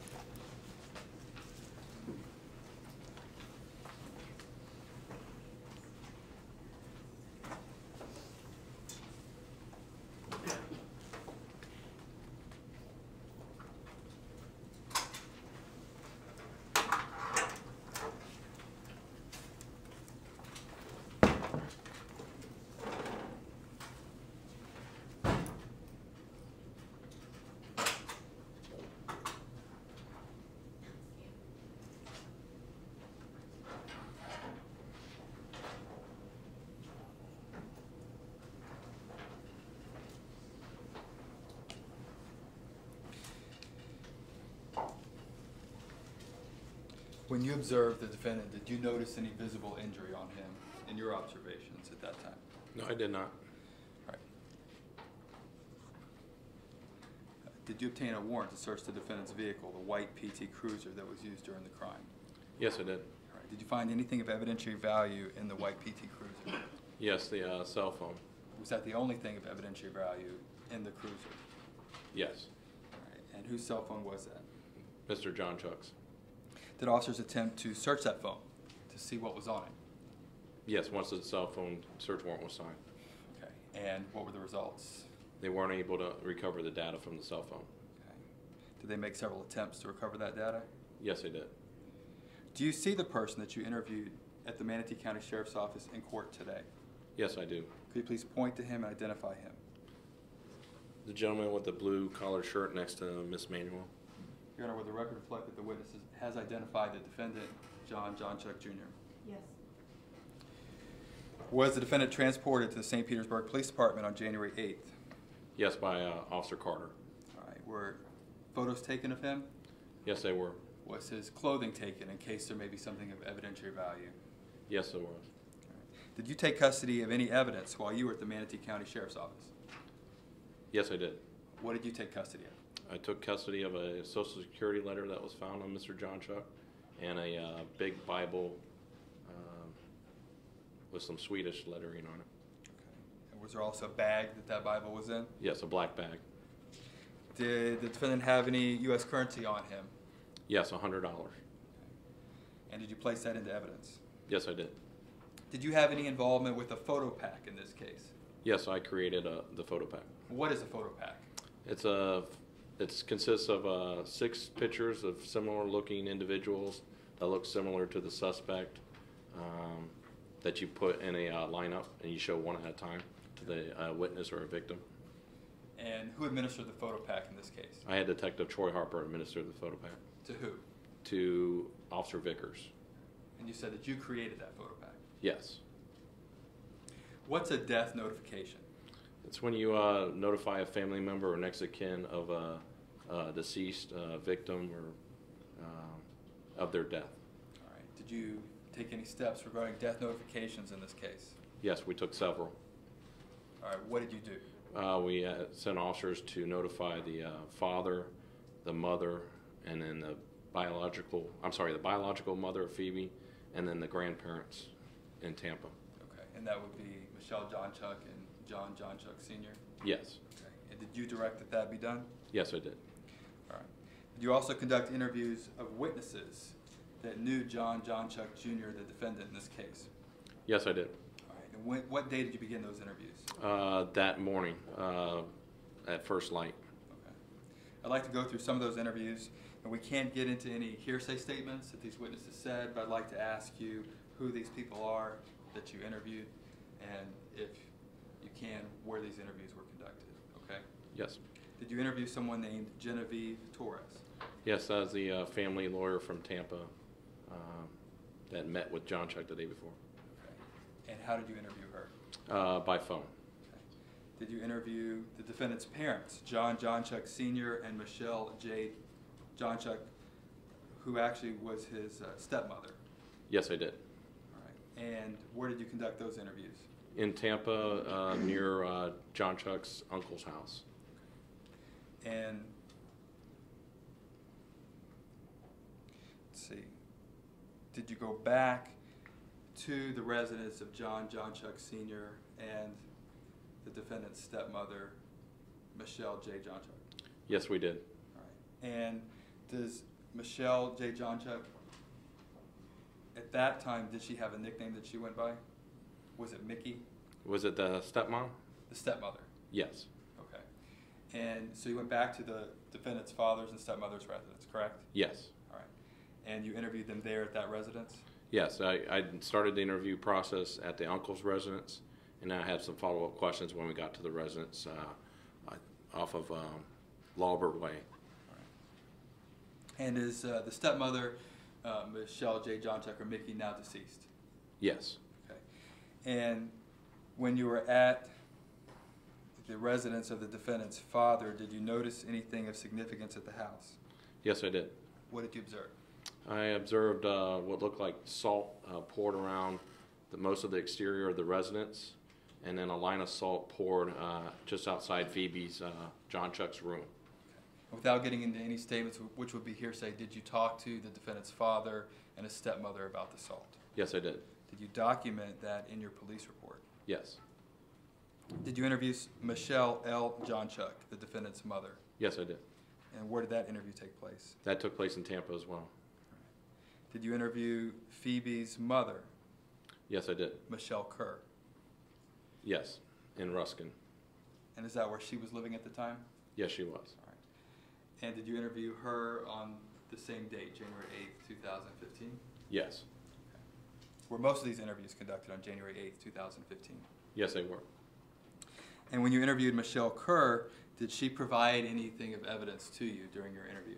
Yes, text messages between her and John Jr. All right. And were these text messages sent close in time to the murder? Yes, just during the holidays like Christmas, New Year's. Did you interview someone named Noemi Bresnahan? Yes, I did. And who was that? She is a friend of John Jr.'s that lives in Oakwood Apartments. Okay. In Tampa. And why was that significant? Because I later spoke to Tara Hernandez, who lives in that same complex. Okay. And did you learn through your investigation that the defendant went to the Oakwood Apartments on the evening of January 7th, 2015 to try and meet with Noemi? Yes. Did you try and determine if there was video surveillance at the Oakwood Apartments where Noemi lived? Yes, I did.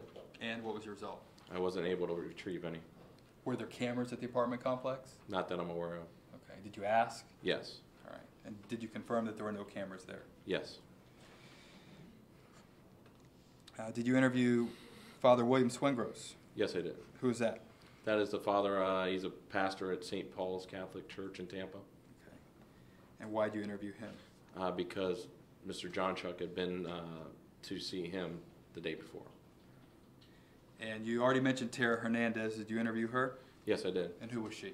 She was a witness that saw, she was a witness in the same Oakwood Apartments that lived near Naomi. Okay. Did you interview someone named Melody Dishman? Yes, I did. All right. Did you obtain anything of evidentiary value from Melody Dishman? Yes, a recording of some voicemails that John had left on her phone. Did you interview someone named Valerie Mallory? Yes. Who was that? She's a secretary at Lake Mandolin Church in Tampa. Okay. And why did you interview her? Because Mr. Jonchuck had been there as well the day before. Did you interview a Natasha Clare? Yes. And who was that? She received an email from Mr. Jonchuck and that she called in a tip. Okay. And was that email sent by him just a few days before the murder? Yes, it was. And did she provide that email to you? Yes. Okay. Did you document your interviews with all these individuals in your police report? Yes, I did. Did you have any photographs taken of the Dick Misener Bridge? Yes, I did. And how did those come about? I had pictures of top, bottom, aerial photos, all different angles taken from the boat, from a helicopter, from on top of the bridge. And who requested that those be taken? I did. Did you take any efforts to obtain video surveillance during your investigation? Yes, I sent people to get video from the toll booths to see if the cameras were working on the Skyway Bridge. I found out those were only live feed only, they don't record. So. And were you able to obtain video surveillance from the toll plaza that the defendant drove through? Yes, Detective Stone obtained that. Okay. And that toll plaza, which would be for the southbound lanes, the north toll plaza, how close is that to the Dick Misener Bridge? It's about a half a mile just south of the Dick Misener Bridge. All right. Did you send subpoenas to obtain phone records for the defendant's phone usage? Yes, I did. Did you obtain those records? Yes, I did. Did they reveal anything significant to your investigation? Not really, no. Okay.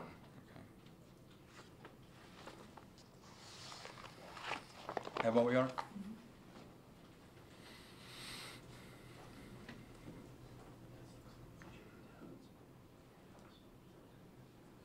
That's all I have, Your Honor. Cross.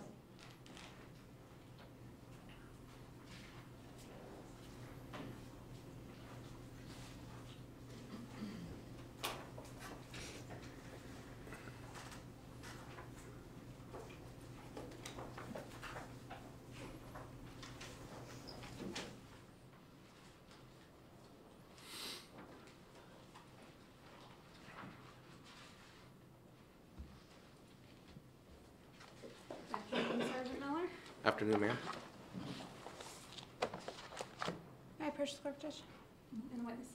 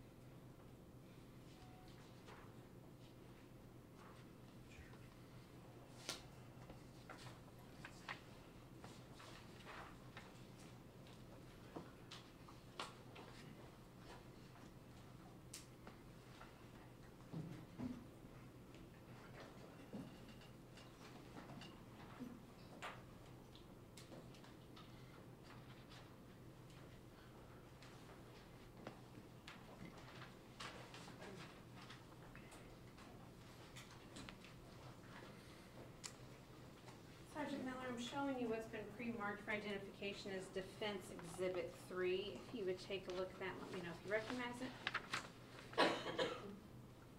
Yes, it looks like John Jonchuck's cell phone records. Those are the records that you subpoenaed from Metro PCS, correct? Yes, And they include a certificate from the custodian of records, correct? yes, Indicating that they're kept in the normal course of business. yes. Judge, at this time I'd ask to move into evidence what's been pre-marked as Defense Exhibit 3 and into evidence as number 3. Any objection? No, Judge. I'll let you hold on to those, Sergeant Miller. You indicated that there was nothing significant in those phone records, right? Correct.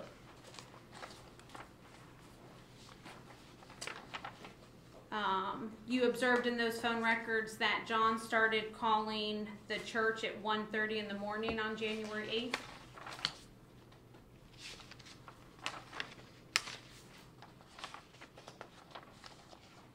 On January 8th or 7th? I'm sorry, January 7th, at 1:29 a.m.?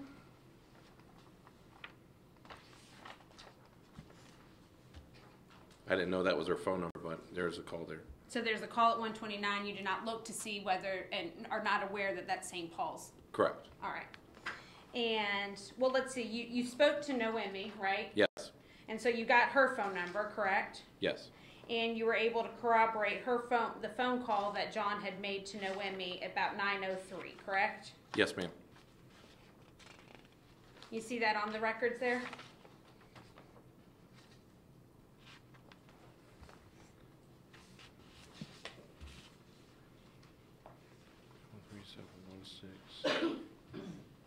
Yes, at 9:03, 21:03.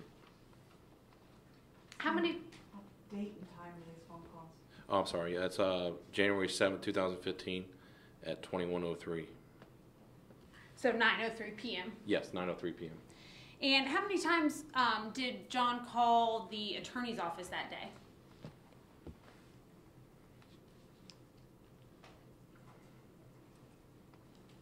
I don't have the attorney's office phone number, Okay, so unless it's Genevieve's number. so it's not important, but you can't tell from those. You don't know from those records how many times he called the attorney's Correct. office. Did you ask her what the law office number was? No, I think her cell phone.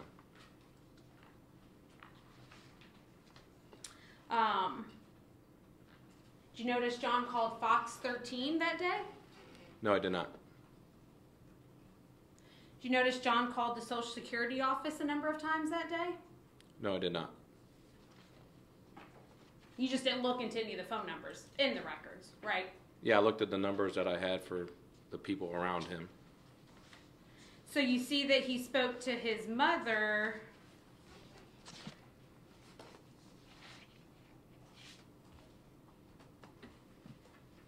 after he left Noemi's house, correct? Yes, on January 7th, 2015 at 9:37 p.m. Did you speak to Ms. Jonchuck about what that phone call was about? I'm sure I did. Included in your report anywhere? It would have been if I got an answer, yes.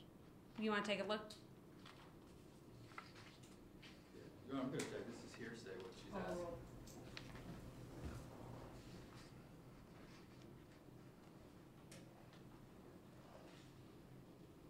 have an answer.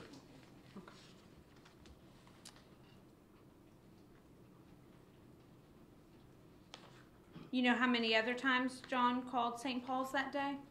No, I do not. Now, when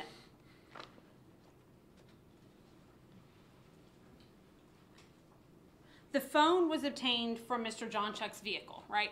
Correct. And that was when the search warrant on the vehicle was executed on January 8th, correct?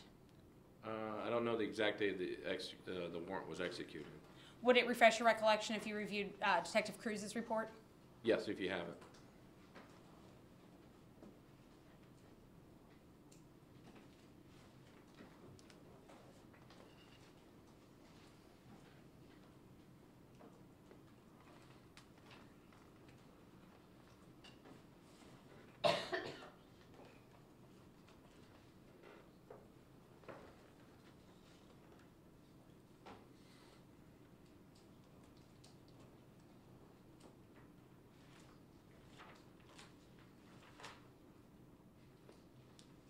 May I approach the witness, Judge?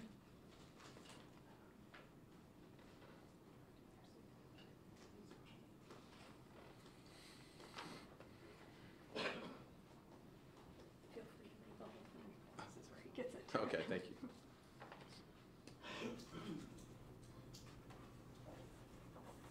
I'm trying to see. Okay. Okay. So the search warrant's executed about 2 o'clock on January 8th, correct? Yes, it is.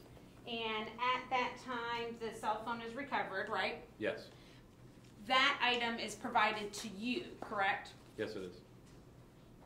Right, can we approach for a moment?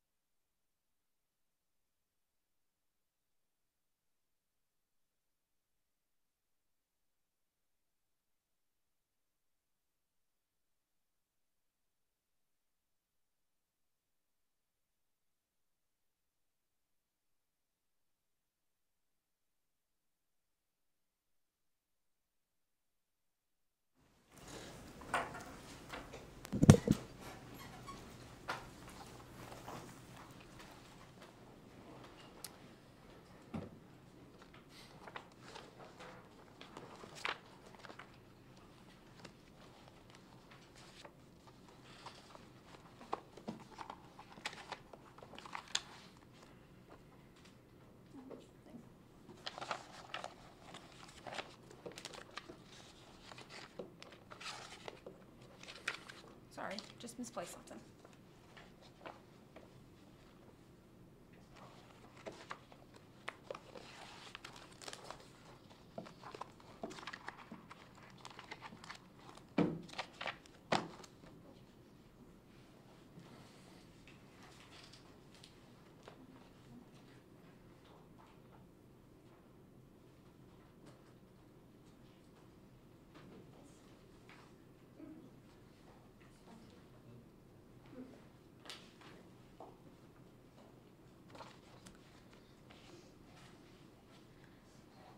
I don't remember what I was asking you.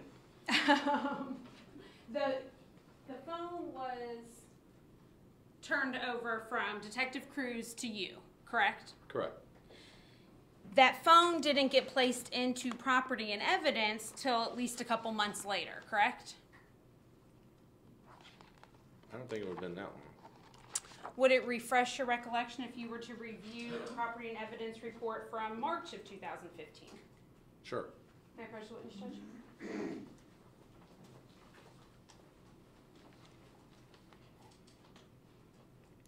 It says that this is the date when the evidence was printed. This was printed out. Right, and if you wouldn't mind just taking a look and review that and let me know if the cell phone is in property and evidence at that time.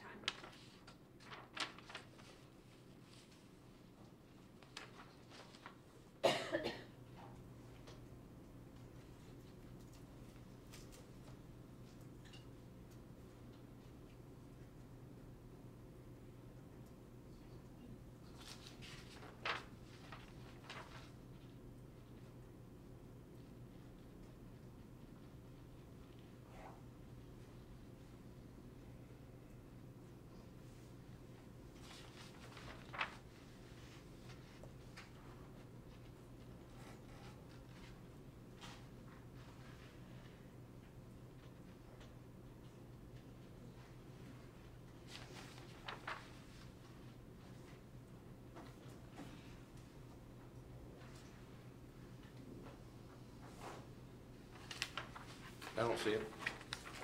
And so, do you have any note in your report on when you actually put that phone into property and evidence? Give me 1 second.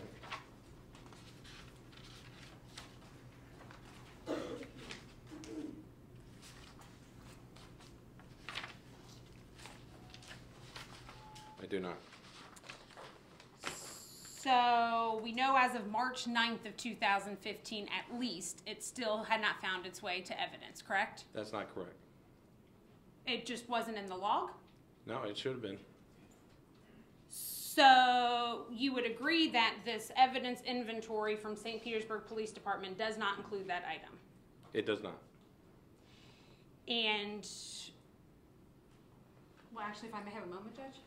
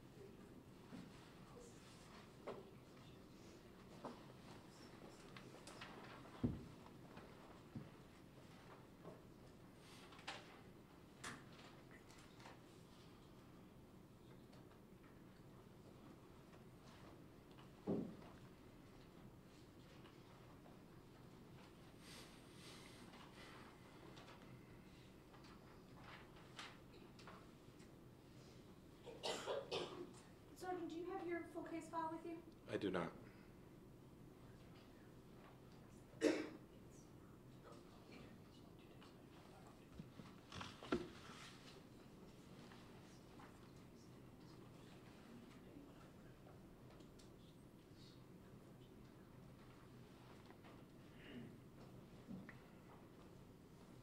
May I approach the witness, Judge? Yes.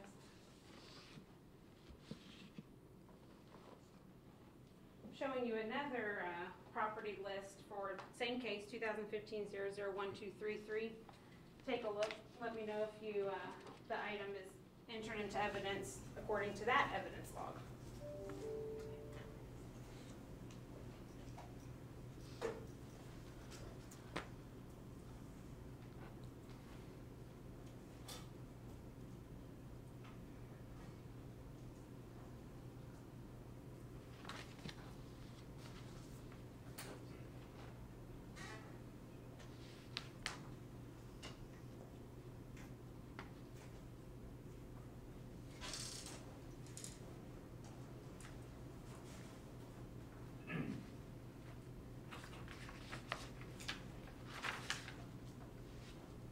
Yes, at the back.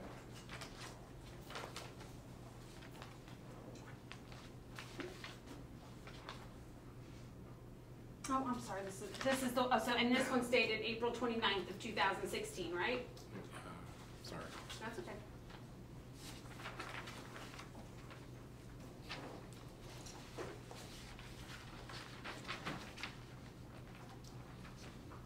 Yes.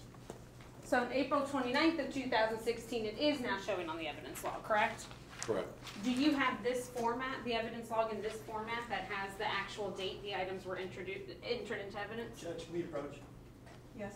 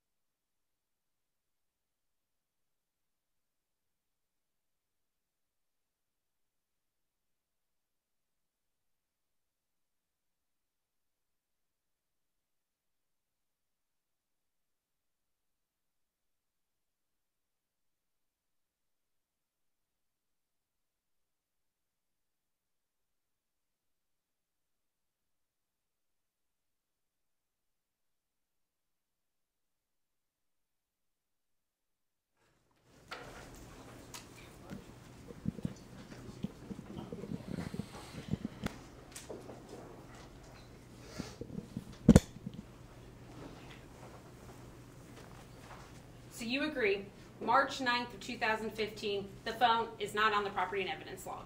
On the sheet you showed me, it's not. And tell me the procedure of how this sheet is created. I have no idea. Well, when you take evidence somewhere, what happens? It gets logged into the evidence room. It gets logged into our computer system. And so what do you physically do with the evidence? It goes into our basement evidence room. And then what? It gets entered into our system, and then it gets passed on to the clerk, and they keep the evidence in the basement. Okay. And so your position is the phone was somewhere in St. Pete's basement, just not entered in. I can't tell from the two things that you've given me where it was at. Right. Are you able to get us a copy of the evidence log in the format? Approach?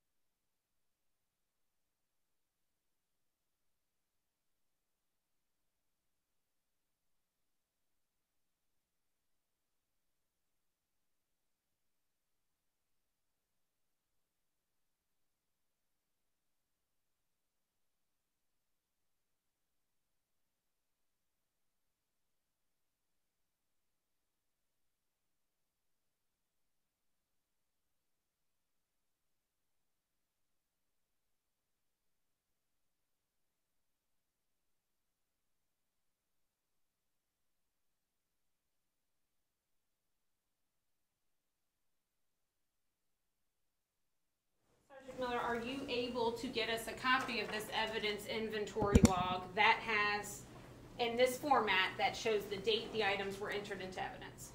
I usually use, what I've seen, the format is the second one that you gave me from the April 2016. Would you be willing to try? Yeah, I'll definitely try. We'll be here for a couple days. Yeah. Can you approach? She's asking.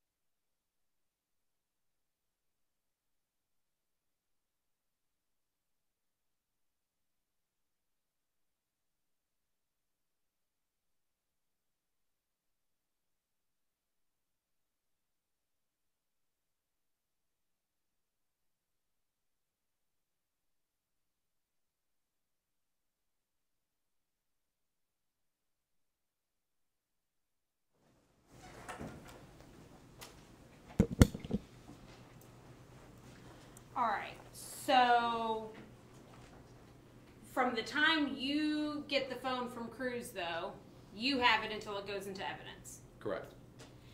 And you would agree that that phone is making outgoing phone calls after John is under arrest.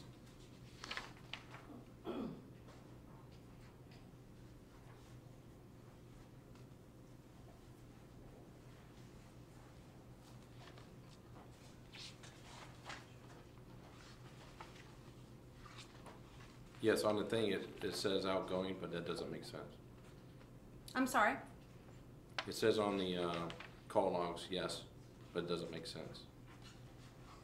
It shows an outgoing call at about 9:18 in the morning on the 8th, correct? Correct. And then another one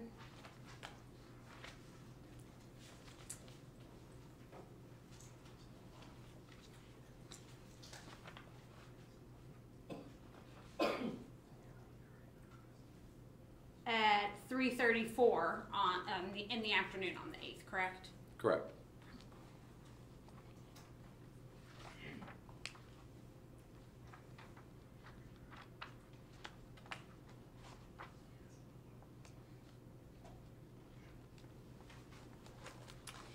And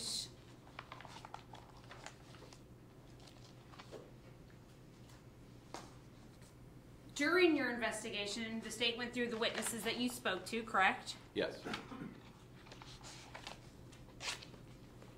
you were made aware that John was texting his friend Noemi that night, Yes. and that he was sending bizarre messages, correct? Yes. And you were aware that John was sending bizarre messages to Melody Dishman. Objections, hearsay. What's his name? Did you collect any messages from Melody Dishman? No, I did not. Did you collect any messages from Noemi? No, I did not. And the messages that you took from Michelle Kerr's phone, you didn't do any kind of subpoena to actually get those messages from the phone company, right? No, I did not. You took a couple screenshots of her screen, correct? Yes. Fair to say those messages aren't even in chronological order. Probably fair. And you didn't get the entire content of the text messages in those messages. I think I did. I did the best I could. Her responses too?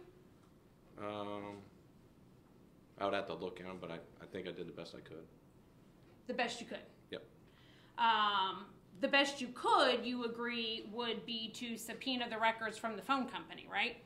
Yes, but you wouldn't get the content. Phone companies don't give you the content of the text messages. You can get a search warrant for the content, right? Not for the content, not from the phone companies. You're saying you cannot get a search warrant for the content. For the text message content, you cannot. I'm sorry? For the text message content, Mm-hmm. you got to get the actual phone. You have to get it from the actual phone.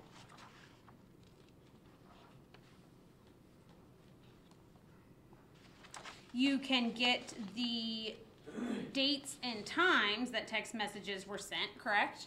Yes. And you had a warrant to do that signed by a judge in this circuit on April 14th of 2015, correct? For which I'm gonna ask that he see what the defense is referring to.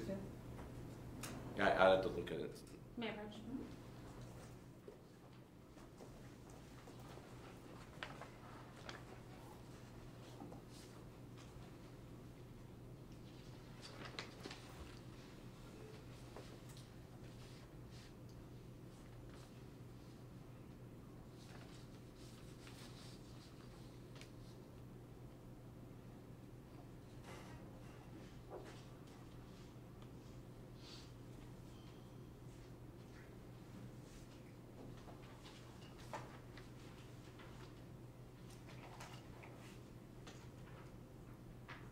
Yes, but you see it's excluding the content of the actual SMS, MMS message. Right. My question was, you can get from the cell phone company the ingoing and outgoing messages showing who's texting who.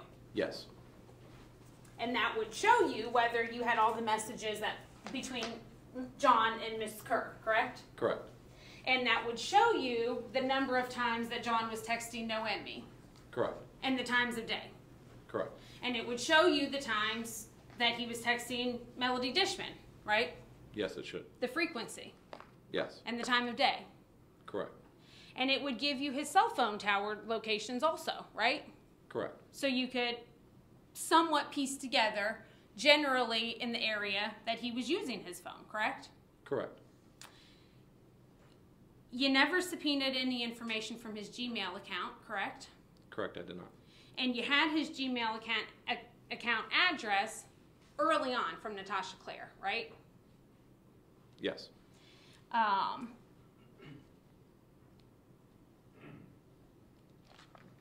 Did you ever do that? No, I did not.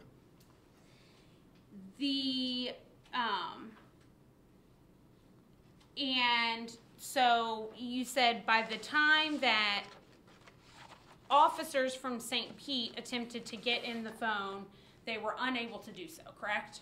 Yes. And the phone ended up in about 50 pieces in the process of them attempting to do that, correct? Yes, it did. I don't know if it was 50, but it ended up in pieces. A whole bunch of little pieces, right? Yes.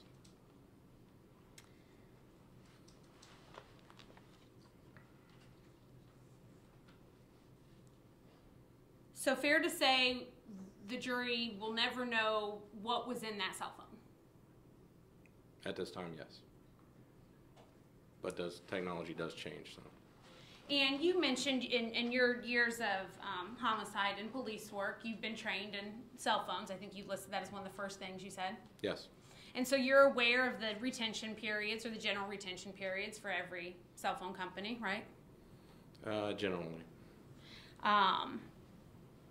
And you didn't send out any requests to get those records within those general retention periods, did you? For which phone? Well, Metro PCS, you had the warrant signed in April of 2015, right? Yes. And their general retention period is about 60 days, right? But the subpoena was done right away. I'm sorry? The subpoena for the records was done pretty quick. I don't have it in front of me, but I sent out a subpoena for the records. And what was the result of that?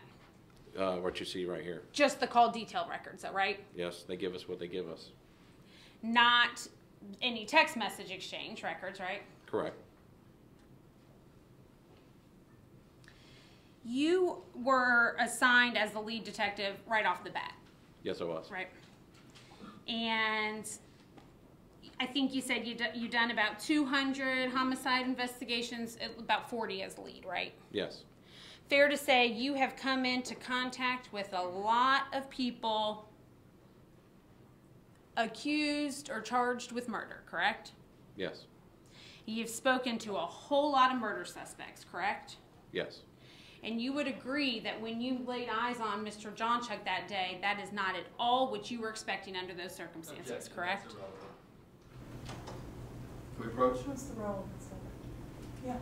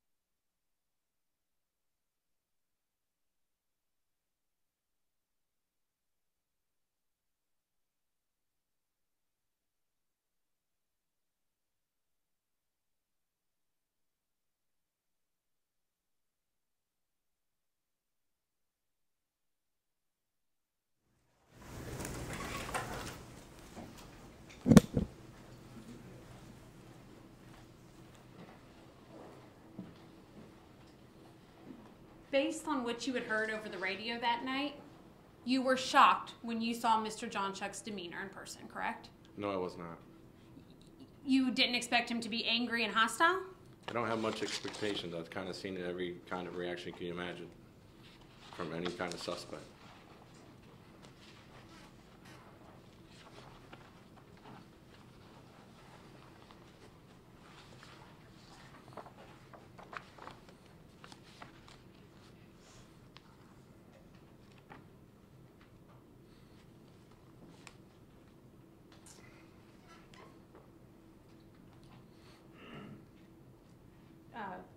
Direct attention to page 15,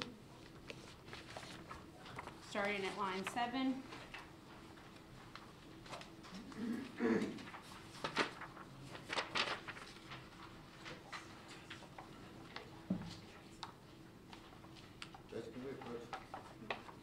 I mean, of his depot.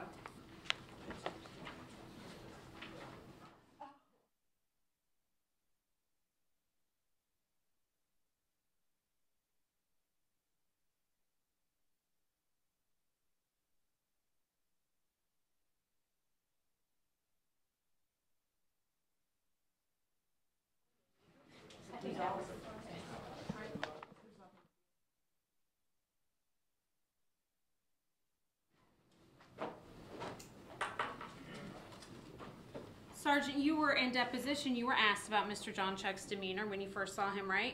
Yes, I was. And you indicated at that time, did you not, that it wasn't what you expected, right? Correct. That, you thought that he would be acting out, correct? Yes. And totally what you weren't expecting, correct? Correct. You expected him to be jumpy or combative, correct? Yes. And he wasn't, right? Correct. And you said, I'm sorry, you agreed that you did testify that it was not what you were expecting in depo, right? Yes. He was very calm. Yes.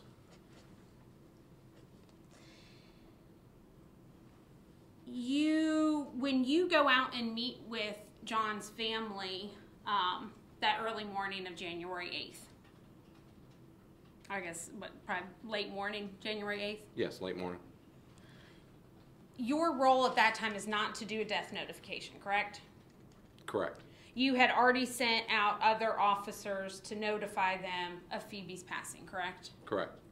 Your role at that time was as the lead homicide investigator, correct? Yes. You were there in an investigative role. Yes.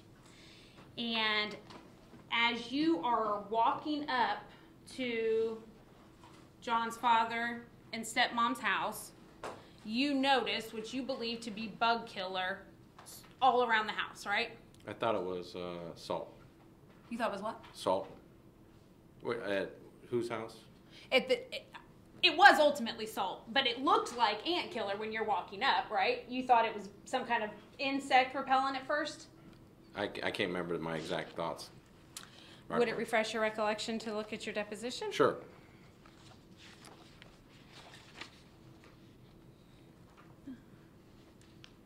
Page 25, I think.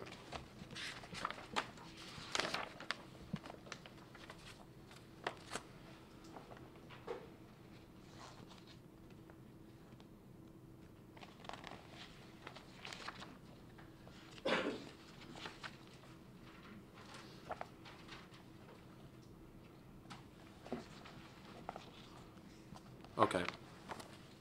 Yeah, at first I thought it was bug killer.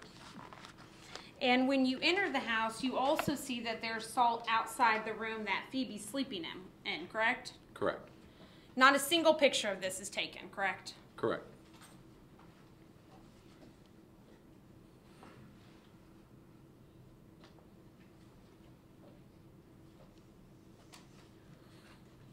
The constant theme from talking to everybody was that something was off the last couple days, right? Correct. Hearsay. But Sustained. it not. Sustained.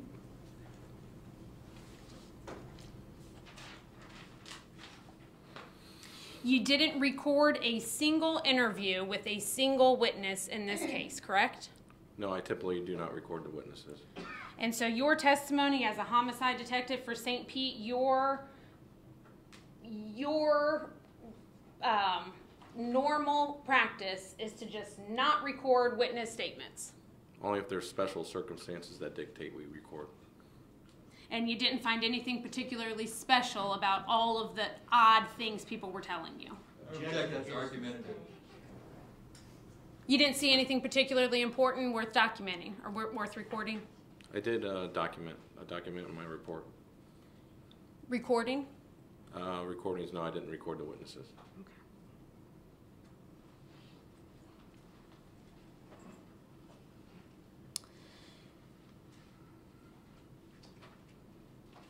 You were aware that John had sent messages referring to people as demons? Objection, hearsay. Not offering it for the truth of the matter, obviously. Wow.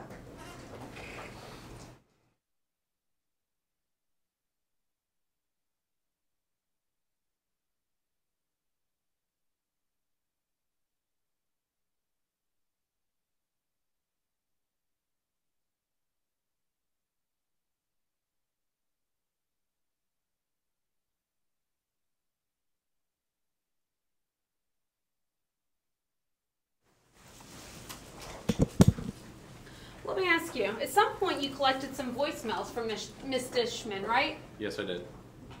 Didn't even bother to ask her to get those text messages, right? Objection, that's argumentative, Your Honor. I can't remember if I asked her for the text message. I'm sure I did, but I can't remember. Well, you would have found it odd if you asked for evidence and somebody told you they were going to withhold that evidence and not give it to you, right? Yes. There's ways that you can force people to turn over evidence in a homicide investigation, correct? There's many circumstances that go into that. Did you have to if somebody told you they were not going to turn over evidence in a homicide investigation, would you leave it at that or would you try harder? It depends on the legal basis at the time, each circumstance. So you don't know whether you asked Melody and she refused to give them to you or you just never asked? Correct, I can't remember that. She gave me over the voicemail, so I would assume I asked for text messages, but I can't answer that question. You didn't even read them, did you? Read? Messages. I can't remember at that time. She told you she had some Facebook messages also? That I don't recall. Didn't collect any Facebook messages, right? Correct. Didn't subpoena any records from Facebook, correct? Correct. You spoke to Michelle Jonchuck, John's mom, multiple times, right? Yes. And you spoke to Michelle Kerr, right? Yes. When you spoke to Michelle Kerr, Guy Kisser was there, right? Correct. That was her boyfriend or fiance or whatever they were calling themselves? Yeah, something like that. Okay. Fair to say he was rather overbearing. Yes, very. You believed he was under the influence at the time, right? Yes, I did. And you were not able to speak to Michelle Kerr without him being present, correct? Objection, hearsay. Sustain. That Yeah, sustain. Move on. may we approach? No, just move on. Was Guy Kisser present the entire time you tried to speak with Michelle?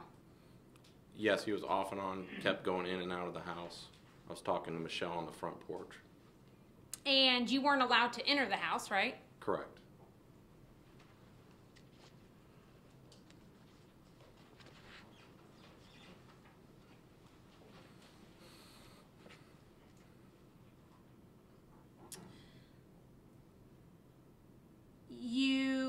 When you spoke to Melody Dishman, you learned about her from the media of some sort, right? Correct. She didn't reach out to you to offer up any information, right? Correct. And so when you learn about her, you go looking for her, right? Correct.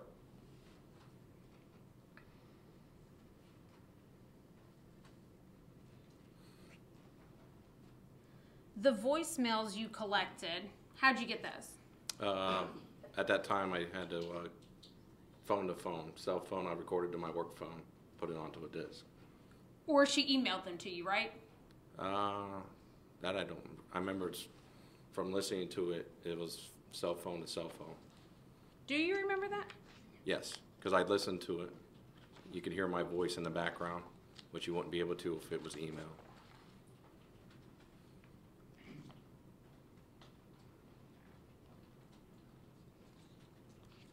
Did you previously testify in deposition that you can't remember how you recorded them? Yes, so after the depot, I went back to my office and listened to the voicemails, and that's when I was able to remember by listening to it. And the voicemails have any date and time stamps on them? No. Did you happen to take a look at her phone so you could jot down the times that she had missed calls so you could fill in that information? It must have been that wasn't there.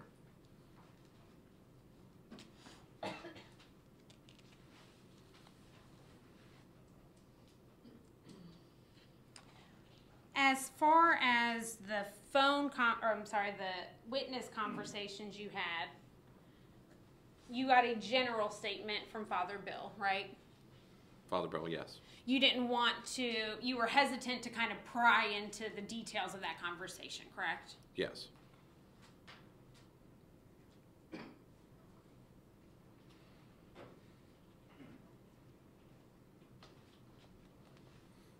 May I have a moment, Judge?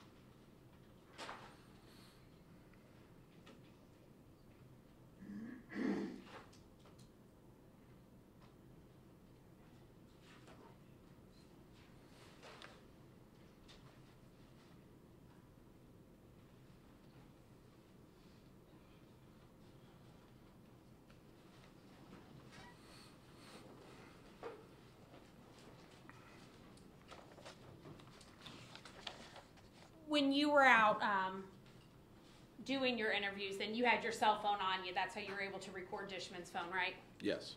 And so similarly, you could have pulled out your cell phone and taken some pictures of that salt or anything else at the house, right? Maybe I should have. Nothing further, Judge.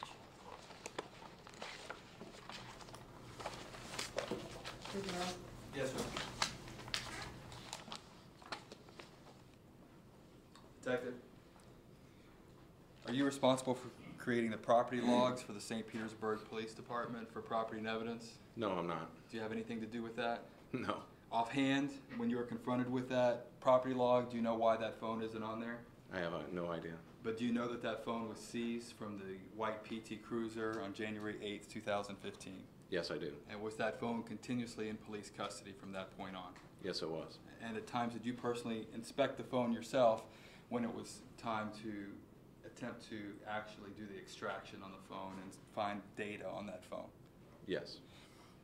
I want to talk about phone records for a moment. You reviewed these phone records, correct? Yes. The phone records that the defense just placed in evidence were obtained by you, correct? Correct. And you sent a subpoena to get those records. Objection leading. Holden. Did you send a subpoena to get those records? Yes, I did. And I'd like to talk about those records for a moment. Do you have those in front of you? Did you obtain a phone number for the defendant's biological mother? Yes, I did. Okay. And when you looked at these phone records, did you determine that the defendant was making phone calls to his biological mother on the evening of January 7th, 2015? Yes, I did. Are you able to look at those records now and tell us the times that those phone calls were placed on the evening of January 7th, 2015? Yes, I am.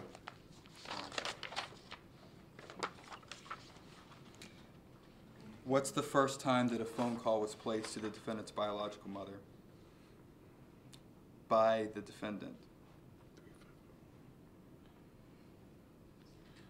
It looks like 6 incoming. Let me get an outgoing. You want an incoming or outgoing? Let's go outgoing. Outgoing.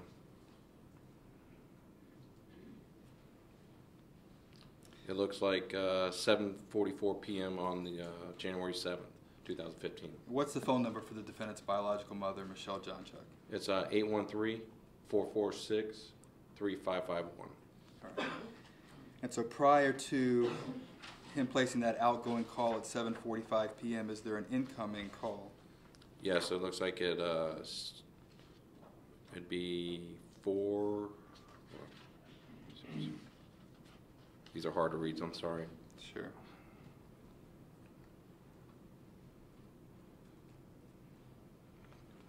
I want to say 4:28 p.m. 4:28 on January 7th, 2015.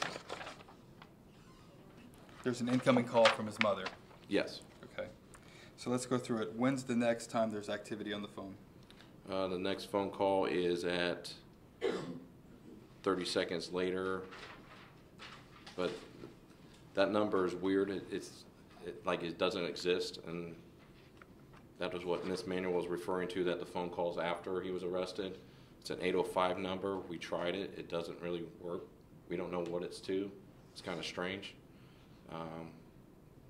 We don't know if it's for the voicemail system. We don't understand it. And what time was that phone call? It was like 30 seconds after the incoming phone call. So maybe like something's going to voicemail, but okay. I'm not sure. And what's the next phone activity? An incoming call again from John's mom at 54 seconds, like 30 seconds after that one. It's actually the same time, 4:28 and 54 seconds. That's the 805 number.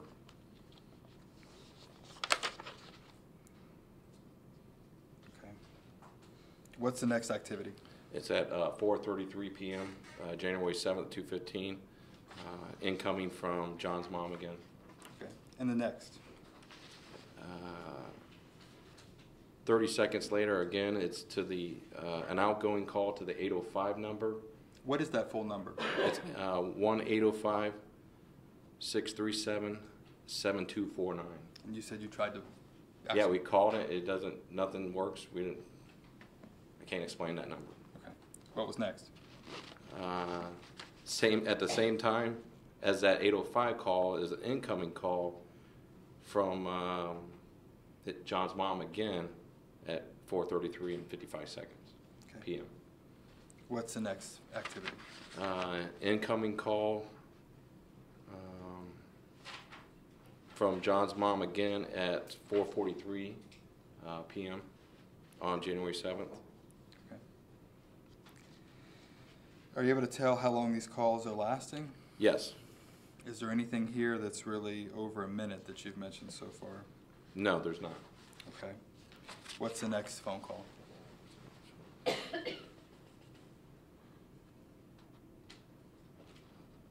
It looks like going to the 805 area code again, phone call. How long did that call last? 5 seconds. Okay. What's the next activity? Incoming call from Michelle's mom at 4:44 p.m. Do you mean the defendant's mother? I'm sorry, the defendant's mother. Her name is Michelle. Michelle, sorry. What's next? 4:58 p.m. It's a incoming from Michelle Jonchuck again, defendant's mom. Okay. What's next? At 4:59 p.m. is another outgoing call to the 805 number. The mystery phone number? Yes. Okay. What's next? At 4:59, another incoming call from Michelle Jonchuck, John's mom. Okay. What's next? Incoming call from at 6:04 p.m. on January 7th, 2015. Michelle Jonchuck again from John's mom. Okay. Again, any of these calls lasted over a minute? No. Okay. Are they all roughly around 30 seconds? Yes. In length? The last one was 35 seconds. What's next? At 6:05 p.m., an outgoing call to the 805 number again. Outgoing call meaning from John Jonchuck Jr.'s phone, correct? Yes. An incoming call would be a call to the phone, correct? Correct. What's next? At the same exact time of the 805 call at 6:05, an incoming from the 813 from Michelle Jonchuck, John's mom. Okay. What's next? At 7:44 p.m. is an outgoing call to Michelle Jonchuck, John's mom. How long did that call last? That lasted 22 seconds. Okay. What's next? At 7:45 p.m. on the same day, outgoing call to Michelle Jonchuck, John's mom. How long did that call last? 3 seconds. What's next? An outgoing call to John's mom at 7:45 p.m., about 20 seconds later. That lasted 29 seconds. What's next? Sorry. At 7:46 p.m., an outgoing call to John's mom from his phone. How long did that last? 32 seconds. Okay. What's next? At 8:15 p.m., an incoming call from 813-770-4328, which is... What time did you say? At, looks like,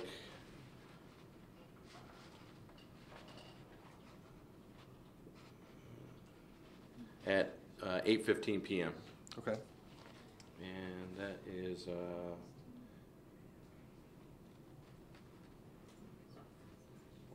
that's actually his phone. So, is that an incoming call? Oh, I'm sorry. It's an incoming from, from Michelle Jonchuck again. Again, from his mother, correct? Yes, sorry. So you'd agree that most of these calls are from the mother, right? Yes. Or to the mother. What's the next time? Next time is at 9:03 p.m. It's an outgoing call, and it's to Naomi Bresnan. Okay. And again, who is Noemi Bresnahan? That's his friend. Is that the friend that he visited? Oakwood Apartments. That evening, the evening of January 7th? Yes. And what is her phone number? Her phone number is 813-716-9475. Okay. What's the next communication after the 903 call to Noemi Bresnahan? At 9:37 p.m., outgoing call to Michelle Jonchuck that lasted 46 seconds. What's the next activity? At 9:38 p.m., an incoming call from Michelle Jonchuck again. Okay, and the next? At 9:46 p.m., another incoming call from Michelle Jonchuck. The next? At 9:48 p.m., another incoming call from Michelle Jonchuck. What's the next? At 9:51 p.m., another phone call from Michelle Jonchuck. What's the next? At 9:52 p.m., an outgoing call to that 805 number. Okay. And again, what's the next activity? And at the same time as that 805 number, an incoming call from Michelle Jonchuck. Okay. At 9:52. That's 9:52, almost 10 p.m., correct? Yes. When is the next time that there's activity on this phone? At 9:18 a.m. On the 8th, January 8th, 2015. Would that be after the murder? Yes. After the defendant is in custody? Yes. And Ms. Manuel asked you about 2 calls that appear to have been made, according to the phone records from that phone, on the 8th, after the defendant was in custody at 9:19 and again at 3:34. Do you have any explanation for that? Absolutely not.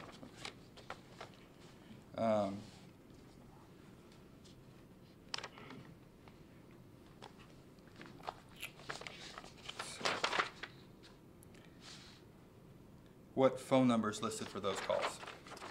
1-805-637-7249. Again, the mystery phone number you could not identify? Correct. The defense asked you about the phone being in pieces. Was the phone deliberately damaged by anyone at the St. Petersburg Police Department? Objection, hearsay. He doesn't have He possession. knows, other than hearsay. I can answer. Can you answer without telling us what someone else said? Objection. Sustained. How was he gonna know without hearsay whether it was damaged? Unless it was with him 24/7. Can we approach? Yes.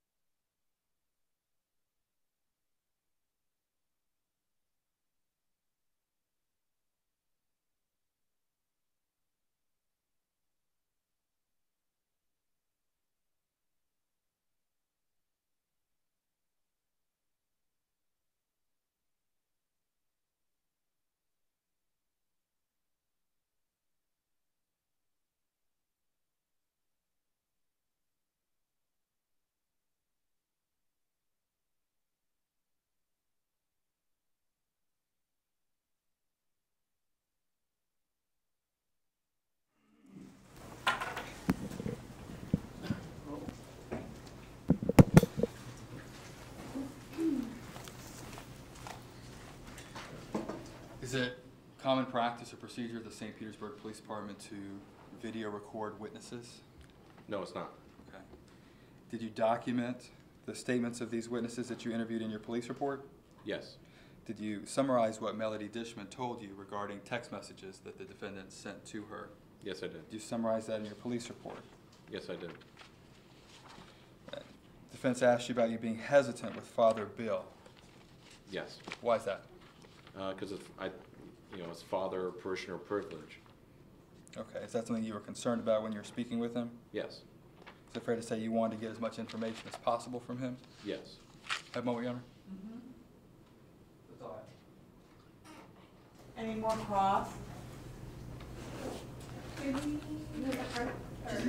Just one moment, Your Honor. Yeah. Thank you.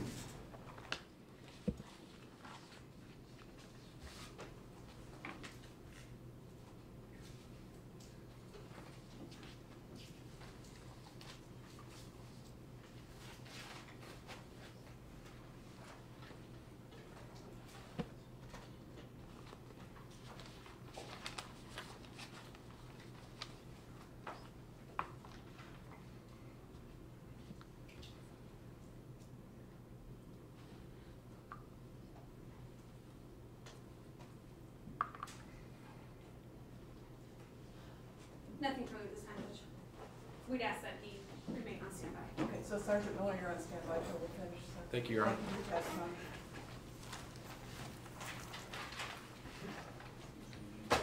Evidence. Yeah, I think there's defenses. That's defense. These two are defenses, and that's from the state. Do you have a witness that can put on one more than a half hour? Yes. You do? Okay. Call your next witness, please. State calls Troy Harper.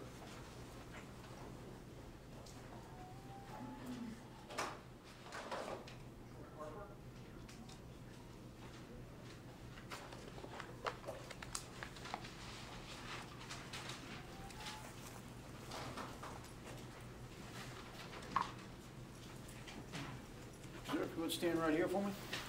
Case clerk, raise your right hand. Repeat here. You do solemnly swear to tell the truth, the whole truth, and nothing but the truth, so help you God. Yes, I do. Now, sir, you have a seat in the red chair, speaking loud and clear voice for the court. You can go close to the mic, all right?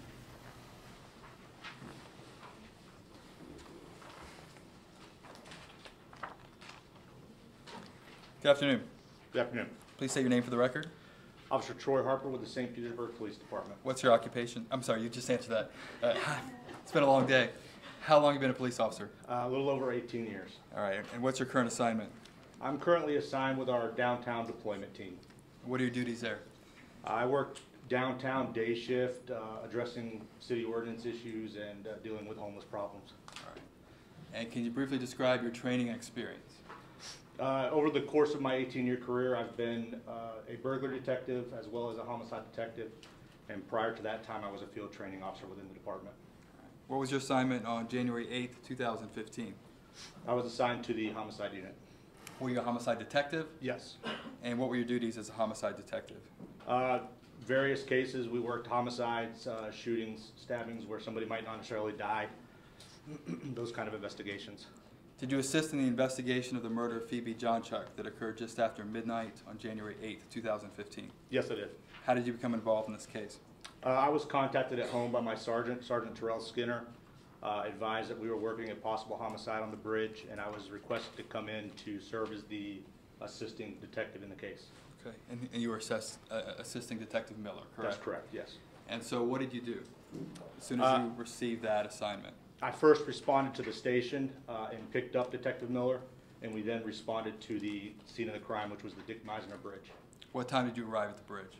We arrived a little around about 1:40 a.m. Okay. At some point, did you go back to the St. Petersburg Police Department? Yes. Why was that?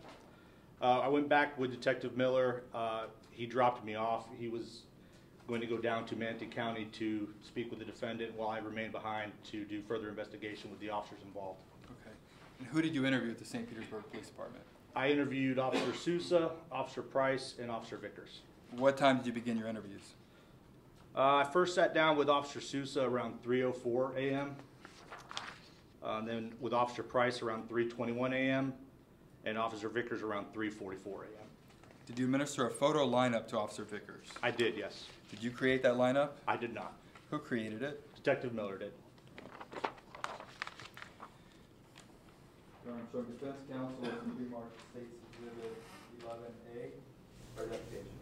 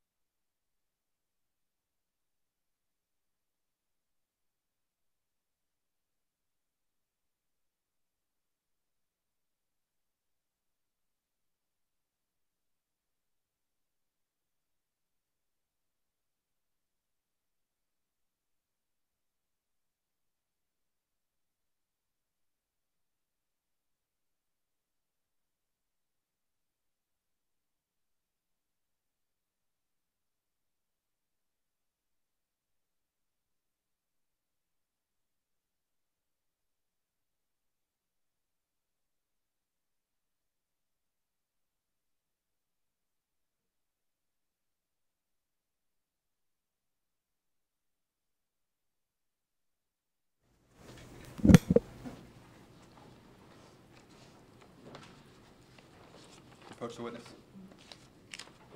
Officer Harper, I'm showing you what's been, it's back here. It's been pre-marked as states 11A for identification. Can you take a look at this, please?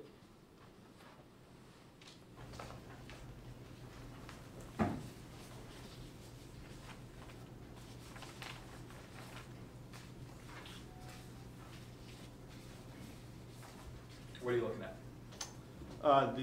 This is the victim, or the witness instruction form for sequential photo pack, and then also the photo lineup administration form, which is the paperwork that we complete as the photo pack is being administered. And are these the actual photographs that were shown to Officer Vickers? Yes, they are. All right.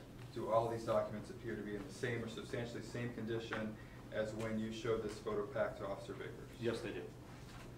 Your Honor, at this time, the state is asking to admit into evidence what's been pre-marked as states 11A as states 11A.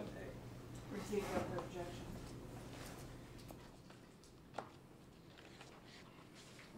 objection. So, Officer Harper, prior to administering this photo pack, did you make sure that Officer Vickers had not done any research on who the suspect was? That's correct, yes. And what was the process that you used to administer the lineup? We first read through the witness instruction form. There's a list of instructions that we read through to make sure that whoever the photo pack is being administered to, they understand. When we finish that, we have them initial that form to indicate they understand the instructions before proceeding. All right. May I approach the witness again? Probably would be helpful if you had that with you. So, walk us step by step. Okay, there are 7 lists of instructions. The first is that you will be asked to view a series of photographs of individuals. The second is it is just as important to clear innocent persons from suspicion as to identify guilty parties. The third, the person of interest may or may not be in this photo array, and the photos are not in any particular order. The fourth, you should not feel you have to make an identification. If you do identify somebody, I will have you designate the photograph of the person you have identified. The fifth, regardless of whether you make an identification, we will continue to investigate the incident. The sixth, the photos will be shown to you one at a time. If you make an identification, I will continue to show the remaining photos in the series. And the seventh, since this is an ongoing investigation, you should not discuss the identification procedures or results. Okay, and are those the instructions that you read to Officer Vickers? They are, yes. All right, and did you complete this photo pack with him while you were also there with him conducting your interview in those early morning hours of January 8, 2015? It was after the initial interview, but yes. Okay. And how do you show these photographs to Officer Vickers? The photos, in this particular case, there are 6. They're all numbered, photos 1 through photo 6, and they are shown at one at a time, starting with photo 1. Okay. Which photograph did Officer Vickers select? He identified photo number 4. Did Officer Vickers make a statement of identification regarding photograph number 4 when he identified that photograph? He stated that that's him. Right. Did you ask him to sign and date the photo that he selected? I did, yes. Okay. And after all 6 photos were viewed with Officer Vickers, did he make any additional statements of identification about photograph number 4? Objection, hearsay. He did, yes. He stated that I had no doubt after seeing the photo. Okay. And who was he identifying this person to be in this case? In his own words on the form, he wrote that he identified photo number 4 as the person that threw the child off the bridge. Approach the witness again. Permission to publish, Your Honor? Yes.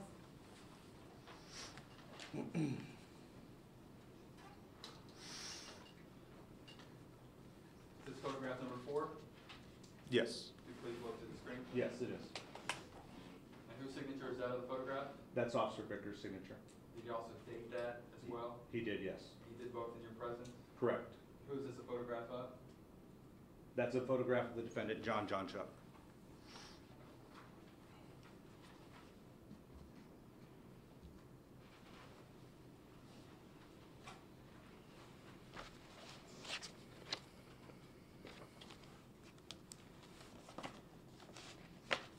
I have a moment, Your Honor. Sure. That's all I have, Your Honor.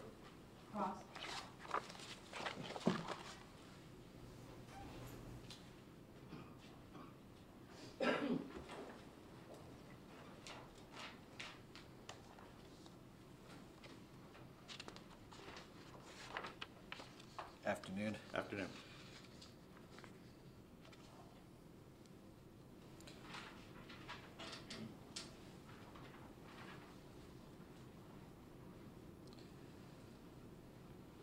That photograph, number 4, that you just showed of Mr. Jonchuck, that wasn't a photo that was taken that night. No, sir.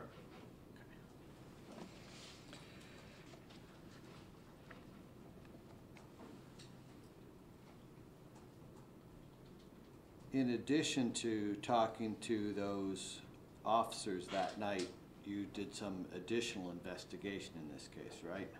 Correct. Later that same day, yes. You received a phone call from a witness? I did, yes. Okay. After talking to that, obviously I'm not allowed to ask you what that witness told you. After talking to that witness, did you reach out to Tampa Police Department to do some further investigation for you? I did not directly. One of the other detectives assigned to our unit followed up on that lead. And was that requesting a red light video camera? That's correct, yes. Okay.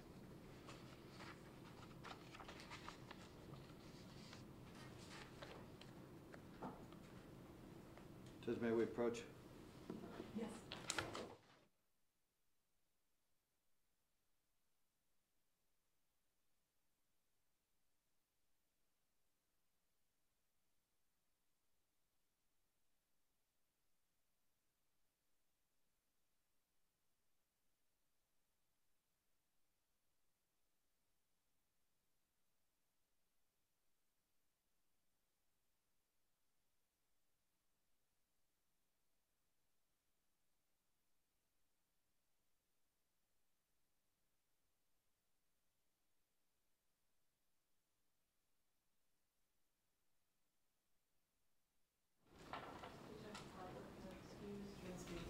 Thank you. Thank you.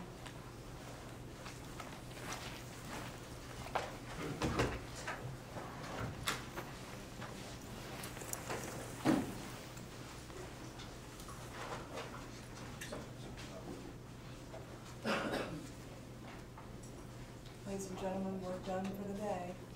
We'll start tomorrow morning at 9. Council approach, please.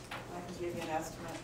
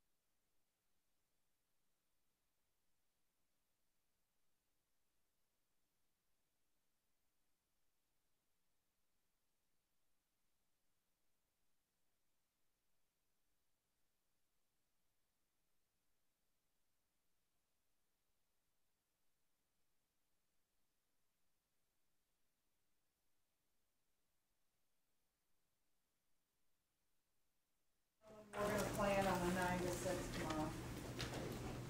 Hands on the chairs. Thank you very much for And I'll get living them with out. all our logistics today.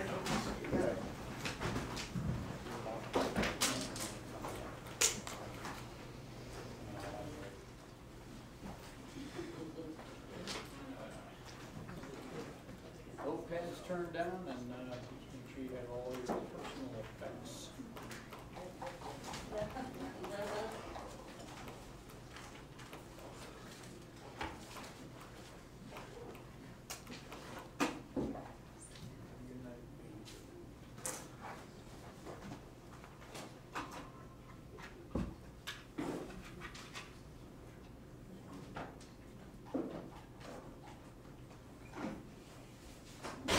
Jury's out of the hearing in the court, Your Honor.